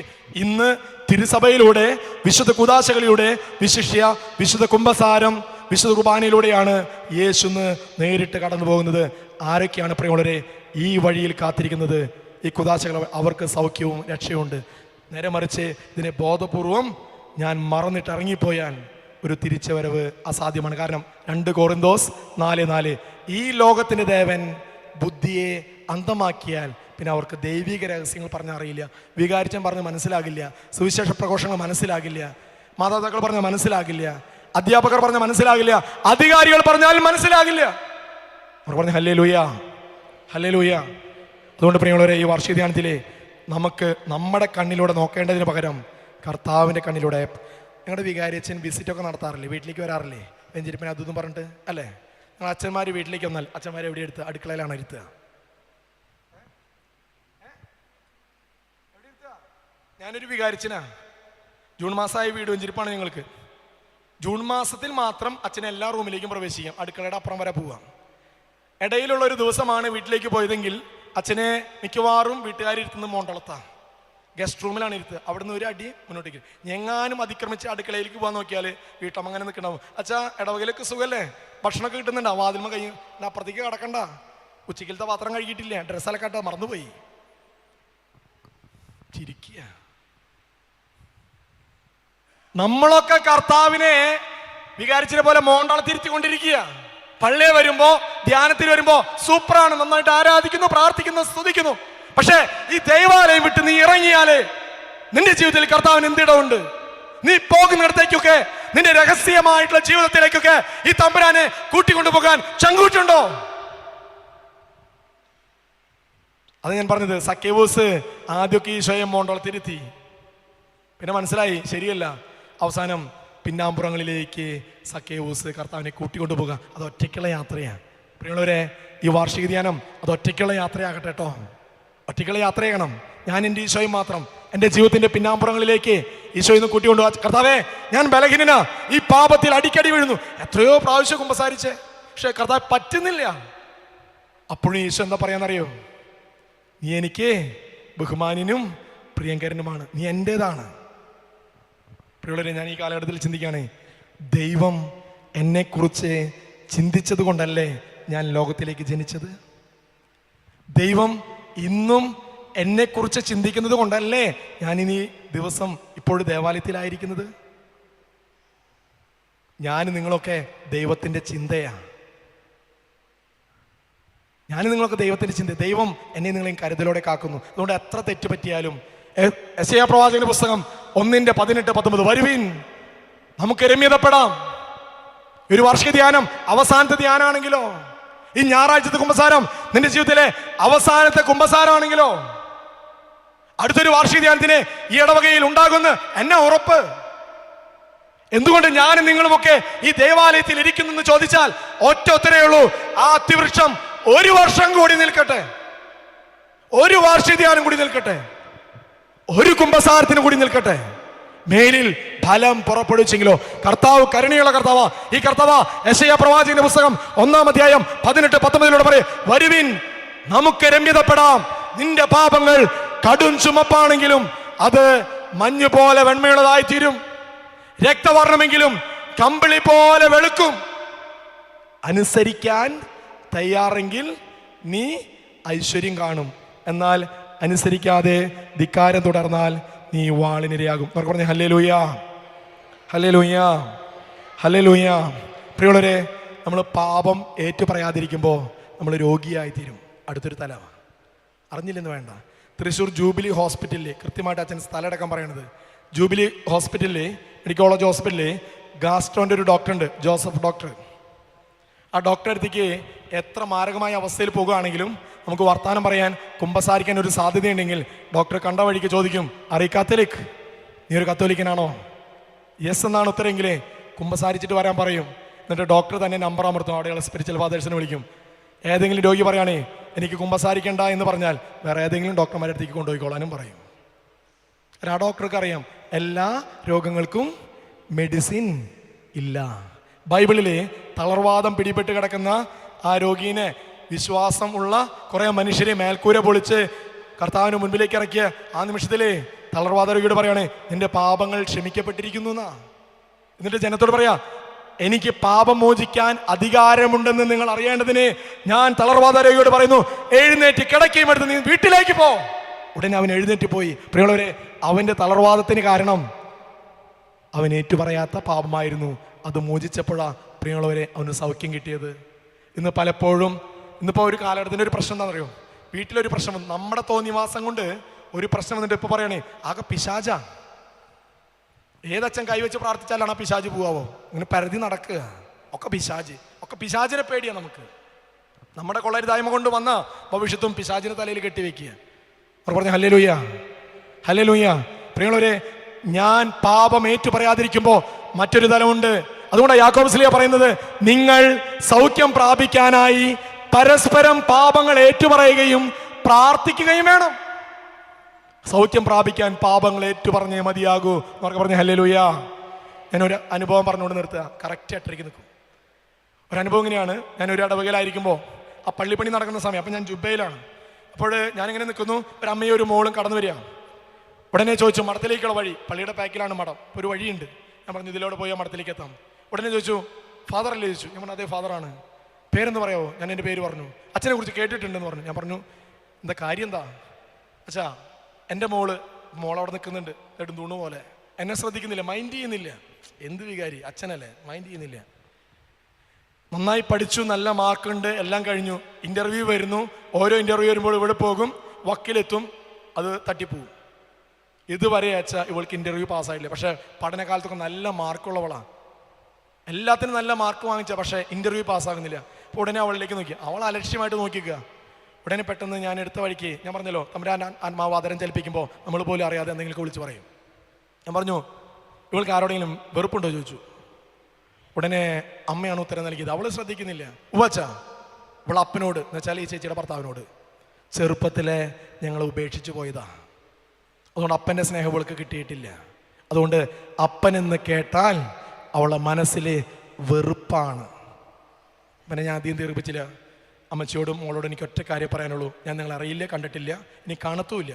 അതുകൊണ്ട് എന്ന് മോളെ നീ അനുദപിച്ച് അപ്പനോട് ഹൃദയപൂർവ്വം, അപ്പനെ ഇനി കണ്ടു എന്ന് വരില്ല, മനസ്സിൽ അപ്പനെ കണ്ട അപ്പാ ക്ഷമിക്കുന്നു കേട്ടോ എന്ന് പറഞ്ഞിട്ട് അടുത്തൊരു കുമ്പസാരത്തിൽ ഉള്ളു തുറന്ന് ഈ വെറുപ്പ് എന്ന പാപം നീ ഏറ്റു പറഞ്ഞിട്ട്, അച്ഛൻ ഒരു ഉറപ്പും കൂടി തരാം, അടുത്ത ഇൻ്റർവ്യൂ നീ പോവുകയാണെങ്കിൽ അത് പാസ്സാവും ചെയ്യും, നല്ല സാലറി കിട്ടുകയും ചെയ്യും. അച്ഛൻ നിങ്ങൾക്ക് വേണ്ടി പ്രാർത്ഥിക്കാം കേട്ടോ, താങ്ക് യു. അന്ന് പിരിഞ്ഞതാ, പിന്നെ ഇന്ന് വരെ ഞങ്ങൾ കണ്ടിട്ടില്ല. പക്ഷേ കുറച്ച് നാളുകൾ കഴിഞ്ഞപ്പോൾ ആ സിസ്റ്ററെ കാണാൻ പോയല്ലോ, ആ സിസ്റ്റർ പറഞ്ഞു, അച്ഛാ അമ്മയും മോളും അച്ഛനോട് താങ്ക്സ് പറയാൻ പറഞ്ഞിട്ടുണ്ട്, അവൾക്ക് അച്ഛൻ പറഞ്ഞതൊക്കെ അവൾ ചെയ്തു. എന്താ പറഞ്ഞതെന്ന് സിസ്റ്റർക്ക് അറിയില്ല, അത് ഞങ്ങൾക്ക് 3 പേർക്ക് അറിയുള്ളൂ. ചെയ്തു, അവൾക്ക് ഇൻ്റർവ്യൂ പാസ്സായി, നല്ല ജോലി, സാലറി കിട്ടി. അച്ഛൻ നല്ല സാലറിയുള്ള ജോലി കിട്ടി. ഞാൻ പറഞ്ഞു, ദൈവത്തിന് മഹത്വം കൊടുക്കുക എന്ന് അവർക്ക് തമ്പുരാനോട് നന്ദി പറയാൻ പറയും. ഒപ്പം സാലറിയുടെ ഒരു അംശം ദൈവത്തിന് എന്നും കൊടുത്തോളം എല്ലാ മാസവും എന്നൊക്കെ പറഞ്ഞു. ഹല്ലേലൂയ. എന്തായിരുന്നു അവളുടെ തടസ്സം? വെറുപ്പ്. വേറൊരു ഇടവകയിലായിരിക്കുമ്പോൾ ഒരച്ഛനെ സഹായിക്കാൻ ഞാൻ ഇങ്ങനെ ആൾക്കാർ വരുന്നതിന് മുമ്പേ ഞാൻ ബൈബിൾ തുറന്നിരിക്കും. ബൈബിൾ തുറക്കുമ്പോൾ കണ്ണിൽ പെടുന്ന വചനം എടുത്ത് വായിക്കും. അപ്പോൾ അപ്പസ്തോല പ്രവർത്തനങ്ങളിൽ ഒരു തലക്കെട്ട് കുറ്റാരോപണം. ഞാൻ പെട്ടെന്ന് ആ പാസേജ് വായിക്കുമ്പോഴും ഒരു അപ്പാപ്പൻ കയറി വന്നു. അപ്പാപ്പൻ വന്നിരുന്നു. എന്നിട്ട് അപ്പാപ്പൻ എന്നോട് പറഞ്ഞു, അച്ഛാ ആകെ മേത്ത് ചൊറിച്ചിലാണ്, ഒരുപാട് ഡോക്ടർമാരെ കാണിച്ചു, അലോപ്പതി കാണിച്ചു, ആയുർവേദം ഒക്കെ ചൊറിച്ചിലാണ്, പക്ഷെ അത് വിട്ടു പോകുന്നില്ല അച്ഛാ. അപ്പം ഞാൻ വീണ്ടും നോക്കി, കുറ്റാരോപണം, അപ്പച്ചന് ചൊറിച്ചിൽ, ഒന്നും തമ്മിൽ ബന്ധപ്പെട്ട് പോകുന്നില്ല. കുറച്ച് നേരം അപ്പച്ചൻ ചൊറിച്ചിലിനെ കുറിച്ചൊക്കെ പറഞ്ഞു കഴിഞ്ഞപ്പോൾ എനിക്കിത് ബൈബിൾ പാസേജായിട്ടൊരു ബന്ധമില്ല. അപ്പം ഞാൻ പെട്ടെന്ന് അപ്പച്ചനോട്, അപ്പച്ച തെറ്റണെങ്കിൽ തിരുത്തണം, അപ്പച്ചൻ ആരോടെയും കുറ്റം പറഞ്ഞിട്ടുണ്ടോ ചോദിച്ചു. ഉടനെ അപ്പച്ചൻ്റെ ആ കെട്ടഴിഞ്ഞു. അപ്പച്ചൻ പറയും, ഉവ് എൻ്റെ മരുവനോട്, എന്നുവെച്ചാൽ മോളുടെ ഭർത്താവിനോട്, മരുവൻ കൊള്ളരുതാത്തവനാണ്, വേറെ പെണ്ണുങ്ങളുടെ കൂടെ പോകുന്നവനാണെന്നൊക്കെ പറഞ്ഞ് സ്വന്തം നാട്ടിൽ സ്വന്തം മരുവനെ കുറിച്ചിട്ടാണ് അപ്പൻ കിംവദന്തികളും അപവാദങ്ങളും പരത്തി. അപ്പം എനിക്ക് മനസ്സിലായി, ഇനി ഇതിൽ കൂടുതലൊന്നും വിട്ടു പറയാം. അപ്പച്ചനോട് പറഞ്ഞു, ഒരു താക്കീത് പോലെ പറഞ്ഞത്. തമ്പുരാൻ്റെ പരിശുദ്ധമാവും അങ്ങനെ, ചിലപ്പോൾ സ്നേഹമൊന്നും ഉണ്ടാവില്ല. അപ്പച്ചാ ഒരു കാര്യം അച്ഛന് ഉറപ്പ് നൽകാൻ പറ്റും, അച്ഛൻ പ്രാർത്ഥിക്കാം എന്ന് ഈ മരുവൻ്റെ അടുത്ത് പോയി ക്ഷമിച്ച് ഉള്ളു തുറന്ന് മരുവനോട് മാപ്പ് ചോദിച്ച് അടുത്തൊരു കുമ്പസാരത്തിൽ ഈ പാപം ഏറ്റു പറഞ്ഞാൽ അപ്പച്ചൻ ഈ ചൊറിച്ചിൽ അവസാനിക്കും. ഇല്ലെങ്കിൽ ഈ ചൊറിച്ചിൽ അപ്പച്ചനെയും കൊണ്ടേ പോകും. അച്ഛൻ പ്രാർത്ഥിക്കാട്ടോ, പോയിക്കോളാൻ പറഞ്ഞു. പിന്നെ അപ്പച്ചനെ ഇതുവരെ കണ്ടിട്ടില്ല. പക്ഷെ വൈകുന്നേരം ഇപ്പോൾ വികാരത്തിന് വിളി വന്നു. കാരണം അപ്പച്ചൻ പ്രാർത്ഥനയ്ക്ക് ഇരുന്നിട്ട് കൂട്ടക്കരച്ചില്. കാരണം ഒരിക്കലും അപ്പച്ചൻ കരയുന്ന ആ വീട്ടുകാർ കണ്ടിട്ടില്ല, അത്രയും ബോൾഡാണ്. എല്ലാവർക്കും പേടിയാണ്, ആ അപ്പച്ചനാണ് ഇപ്പോൾ ഇവിടെ നിന്ന് കരയണേ. വീട്ടുകാർ ചോദിച്ചു, എന്നാ പറ്റി, വാ തുറക്കുന്നില്ല. ഉടനെ മനസ്സിലായി, ഇനി പള്ളിയിലേക്ക് പോയിട്ടുണ്ടാവോ. വികാരച്ചനെ വിളിച്ചു. വികാരച്ചൻ പറഞ്ഞു, എൻ്റെ അടുത്ത് വന്നില്ല, വേറൊരു അച്ഛൻ വന്നിട്ടുണ്ടായിരുന്നു, ഞാൻ അച്ഛനെ വിളിച്ചു ചോദിക്കട്ടെ. അങ്ങനെയാണ് എന്നെ വിളിച്ചത്. ഞാൻ പറഞ്ഞു, അച്ഛാ ഇങ്ങനെ ഒരു മനുഷ്യൻ ഏതാണെന്ന് എനിക്കറിയില്ല, ചൊറിച്ചിലാന്ന് പറഞ്ഞിട്ടാ വന്നത്. എൻ്റെ കർത്താവേ, ആ മനുഷ്യനായിരുന്നു. അതെ, എല്ലാ അച്ഛന്മാർക്കും തലവേദന സൃഷ്ടിക്കുന്ന ഒരു മനുഷ്യനാണ് ആള്. നല്ല കാര്യങ്ങളൊന്നും പറയില്ല. മനസ്സിലായല്ലോ എന്താ വെച്ചുണ്ടായത്? അല്ല, വീട്ടിലിരുന്ന് കരഞ്ഞുകൊണ്ടിരിക്കുകയാണ്. പ്രിയമുള്ളവരെ, അനുതാപമായിരിക്കാം. ചൊറിച്ചിൽ മാറിയോ ഇല്ലയോ എനിക്കറിയില്ല, അന്വേഷിച്ചിട്ടില്ല. പ്രിയമുള്ളവരെ, അയോഗ്യതയോടെ ഈ അപ്പം ഭക്ഷിക്കുന്നവൻ അവൻ്റെ തന്നെ ശിക്ഷാവധി ഏറ്റുവാങ്ങുന്നു. നിങ്ങളിൽ പലരും രോഗികളും ദുർബലരും, ചിലർ മരിച്ചു പോകാനും കാരണം അയോഗ്യതയോടെ വിശുദ്ധ കുർബാന സ്വീകരിക്കുന്നുണ്ട്. പ്രിയമുള്ളവരെ, ഒറ്റ ജീവിതമേ ഉള്ളൂ. ഓരോ പ്രവൃത്തിയും ചെയ്യുമ്പോൾ ജീവിതാന്ത്യം ചിന്തിക്കുക, എന്നാൽ നീ പാപം ചെയ്യില്ല. പ്രഭാഷകൻ 7:36. ഓരോ പ്രവൃത്തിയും ചെയ്യുമ്പോൾ തൃശ്ശൂർ ഭാഷയിൽ പറഞ്ഞാൽ ശവടപ്പ് ധ്യാനിക്കാൻ, വല്ലവൻ്റെ അല്ല അവനവൻ്റെ. ഓരോ പ്രവൃത്തിയും ചെയ്യുമ്പോൾ ഇതിൻ്റെ അവസാനത്തെ പ്രവൃത്തിയാണെന്ന് ചിന്തിക്കുക, നീ പാപം ചെയ്യുകയില്ല. നമുക്ക് മുട്ടുകുത്താം. തമ്പുരാൻ്റെ സന്നിധിയിൽ എളിമയോടെ ആയിരിക്കാം. എളിമയോടെ ആയിരുന്നുകൊണ്ട് ഒരു നിമിഷം കൈകൾ കൂപ്പി കേട്ട വചനത്തെക്കുറിച്ച് ചിന്തിക്കാം. കർത്താവ് നിർത്തിയിടത്തുനിന്നും ഞാൻ തെന്നി മാറിപ്പോയോ? കർത്താവ് നിർത്തിയിടത്തുനിന്നും ഞാൻ തെന്നി മാറിപ്പോയോ? അതിനെ വിളിക്കുന്ന പേരാ പാപമെന്ന് കണ്ടു. ആദത്തിൽ തുടങ്ങി പത്രോസിലെത്തി വീണ്ടും ലൂക്കായുടെ സുവിശേഷം 15 നമ്മൾ കാണും ധൂർത്തപുത്രൻ. പിതാവ് അവന് പുതുവസ്ത്രം കൊടുത്തു. അതേ പ്രിയമുള്ളവരെ, ഈ അപ്പൻ്റെ മുൻപിൽ മുട്ടുകുത്തുകയാണ്. കൈകൾ കൂപ്പി ഐശ്വര്യേക്ക് നമുക്ക് നോക്കാം. ഗാനത്തോട് ചേർന്ന് ഈശോയെ ആരാധിക്കാം.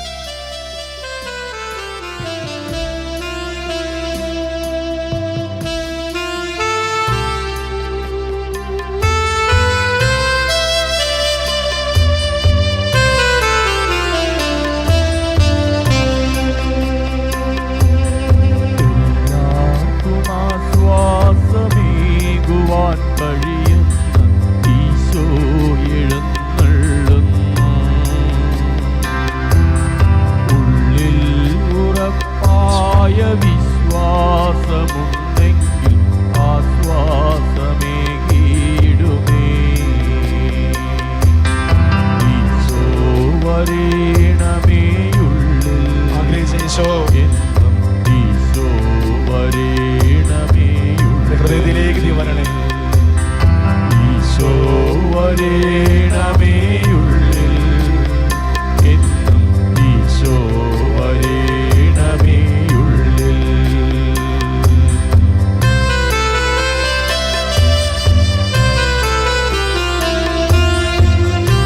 ജോബിന്റെ പുസ്തകം 22-ാം അധ്യായം 11 മുതലുള്ള തിരുവചനങ്ങൾ.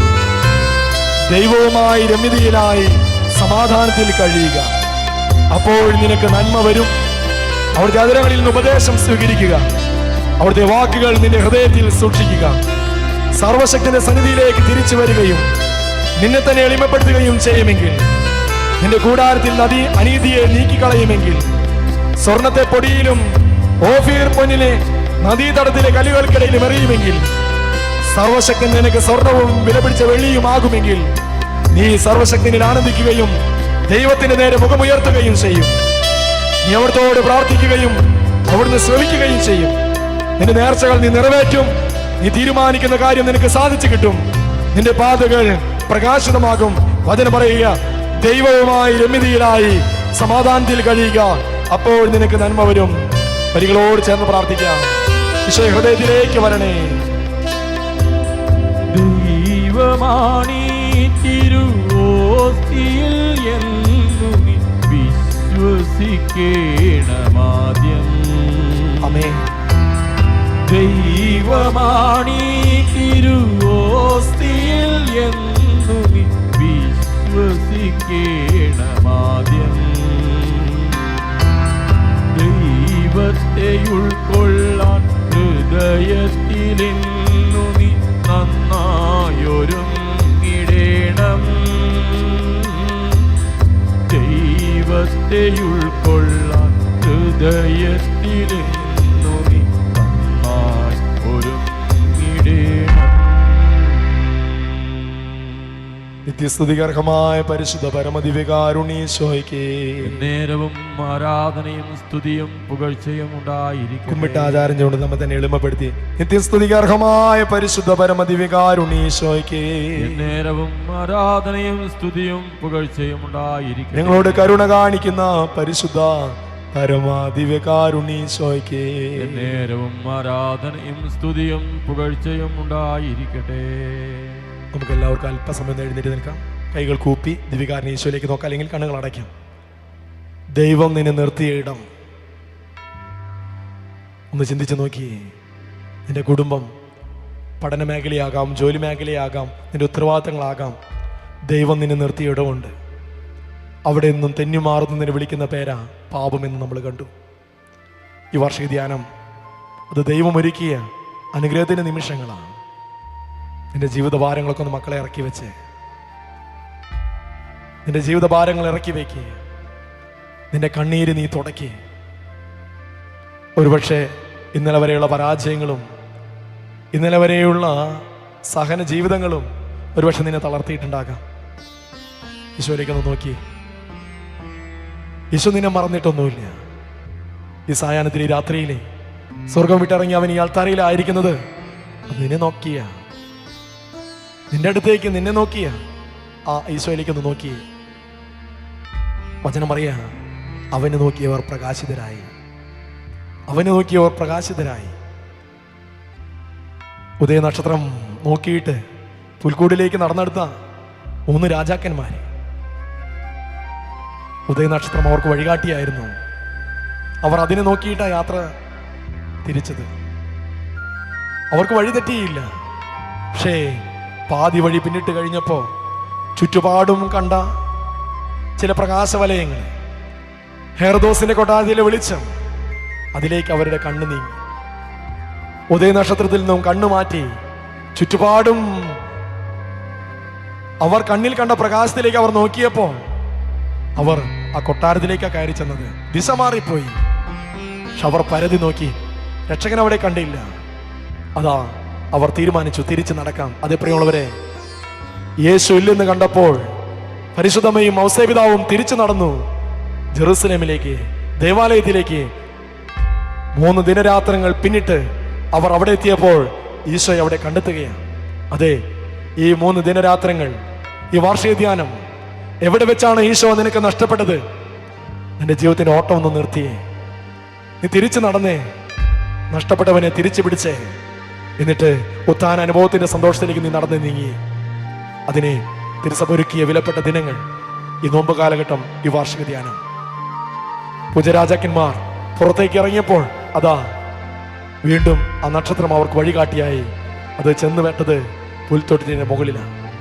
ഉണ്ണീശോയെ കണ്ടു, ആരാധിച്ചു, സ്തുതിച്ചു, സമ്മാനങ്ങൾ കൊടുത്തു. എന്നിട്ട് അവർ മറ്റൊരു വഴിയിലൂടെ സ്വദേശത്തേക്ക് പോയി. കാരണം പഴയ വഴിയിലൂടെ പോകുമായിരുന്നെങ്കിൽ ഉണ്ണീശോ കൊല്ലപ്പെടുമായിരുന്നു. മറ്റൊരു വഴി. പൗലോസ്ലീഹ പറയാ, പുതിയ മനുഷ്യനാകണം. പഴയ മനുഷ്യനെ നീ ഉരിഞ്ഞു മാറ്റുക. പഴയതെല്ലാം കടന്നു പോകണം. നിന്റെ പഴയ ചെയ്തികള്, പഴയ പാപങ്ങള്, ഇതൊക്കെ ഉപേക്ഷിക്കേണ്ട സമയമാണ് സ്നേഹമുള്ളവരെ. 50 ദിനങ്ങളിലേക്കല്ല, മറിച്ച് നിന്റെ മരണം വരെയും നീ ഉപേക്ഷിക്കാൻ നീ തീരുമാനം എടുത്തേ. കർത്താവേ, തെറ്റിപ്പോയി. പലപ്പോഴും നിന്റെ പ്രകാശം അതിൽ നിന്നും കണ്ണു മാറ്റി ലോകത്തിന്റെ ഇഷ്ടാനിഷ്ടങ്ങള് അതിന്റെ സ്വന്തമായി. ലോകത്തോടൊരു മൈത്രി അറിയാതെ എന്നിൽ രൂപപ്പെട്ടു. യാക്കോബ് പറയാ, ലോകത്തോടുള്ള മൈത്രി ദൈവത്തോടുള്ള ശത്രുതയാണ്. ലോകമാണ് നിന്റെ ആശയെങ്കിൽ ദൈവമേ, ലോകം കടന്നു പോകും, പോയി മറയും, എല്ലാം നശ്വരമാണ്. ഇന്ന് മരണം നിന്നെ മുട്ടി വിളിച്ചെന്നാ ലോകത്തെ കൈവിട്ട് നീ പോയിടേണം. നശ്വരമായ ജീവിതം. ഒരിക്കൽ ഈ ലോകം വിട്ട് ഞാൻ പോകും. എൻ്റെ പണം, എൻ്റെ ബന്ധങ്ങള്, എൻ്റെ സമ്പാദ്യങ്ങളൊക്കെ ഞാൻ വിട്ടു പോകണം. അല്ലെങ്കിൽ അതെന്നെ വിട്ടുപോകുന്ന സമയമുണ്ട്. നമ്മുടെ മരണനിമിഷം. പ്രഭാഷകൻ 7:36 വചനം ഓർമ്മപ്പെടുത്തുക, ഓരോ പ്രവൃത്തിയും ചെയ്യുമ്പോൾ നീ ജീവിതാന്ത്യം ചിന്തിക്കുക, എന്നാൽ നീ പാപം ചെയ്യുകയില്ല. അത് പ്രിയമുള്ളവരെ, മനുഷ്യൻ നീ പൊടിയാണ്, പൊടിയിലേക്ക് തന്നെ മടങ്ങും. ഒരു പിടി ചാരമാകേണ്ടവൻ മണ്ണായി തീരേണ്ടവനെ ഞാൻ നിങ്ങളുമൊക്കെ. ഈ നശ്വരമായ ജീവിതത്തിൽ സമ്പാദിക്കുന്നതൊക്കെ ഇവിടെ ഇട്ടേച്ച് പോകണം. കൊണ്ടുപോകാനുള്ളത് ചെയ്തികൾ മാത്രമാണ്. ജ്ഞാനത്തിന്റെ പുസ്തകം 4:1, നന്മയുടെ സ്മരണ അനശ്വരമായിരിക്കും. അവസാന വിധി ദിവസത്തിൽ നിന്റെ അകൃത്യങ്ങൾ നിന്നെ നോക്കി കുറ്റപ്പെടുത്തും. ജ്ഞാനം 4:20. പ്രിയതേ മക്കളെ, നമുക്ക് ഒരുങ്ങാം. അവസാനത്തെ വാർഷിക ധ്യാനമാകട്ടെ, നിന്റെ അവസാനത്തെ കുമ്പസാരം പോലെ ആകട്ടെ. ഈശോ നിന്നെ ആശീർവദിക്കാൻ പോകുന്ന സമയം. നമുക്ക് തുടങ്ങാം. പഴയതെല്ലാം കടന്നു പോകണം. മറ്റൊരു വഴി തിരഞ്ഞെടുത്തുകൊണ്ട് ഈശോയുടെ ആശീർവാദം സ്വീകരിക്കുമ്പോൾ, ഈശോ, പുതിയ മനുഷ്യനായി എന്നെ നീ മാറ്റണേ. ഈ ഒരു പ്രാർത്ഥന മനസ്സിൽ സൂക്ഷിച്ചുകൊണ്ട് കൈകൾ കൂപ്പി കണ്ണുകൾ അടച്ച് ശിരസ് നമിക്കാം. ഈശോ നിന്നെ ആശീർവദിക്കുന്ന സമയം ഈശോയെ പുതിയ മനുഷ്യനാക്കണേ. ഈ ഒരു പ്രാർത്ഥന മനസ്സിൽ സൂക്ഷിച്ചുകൊണ്ട് പരിശുദ്ധ ശരീരത്താലും വിലയേറിയ രക്തത്താലും പാപത്തിൻ കറകളിൽ നിന്നും മർത്യനു നീ മോചനമേകി. സകലേശാ ദിവ്യ കടാക്ഷം തൂഗണമേ വത്സല സുതരിൽ നിർമ്മലരായി ജീവിച്ചിടുവാ ചിന്തണമേ ദിവ്യവരങ്ങൾ.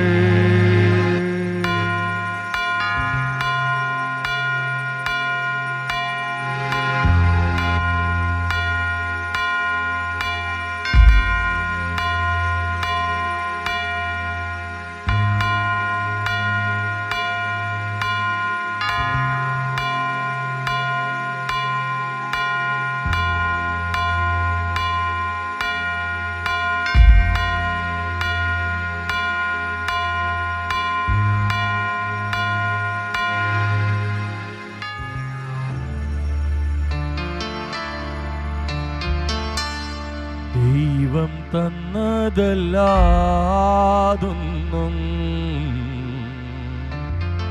ഇല്ല എൻ്റെ ജീവിതത്തിൽ.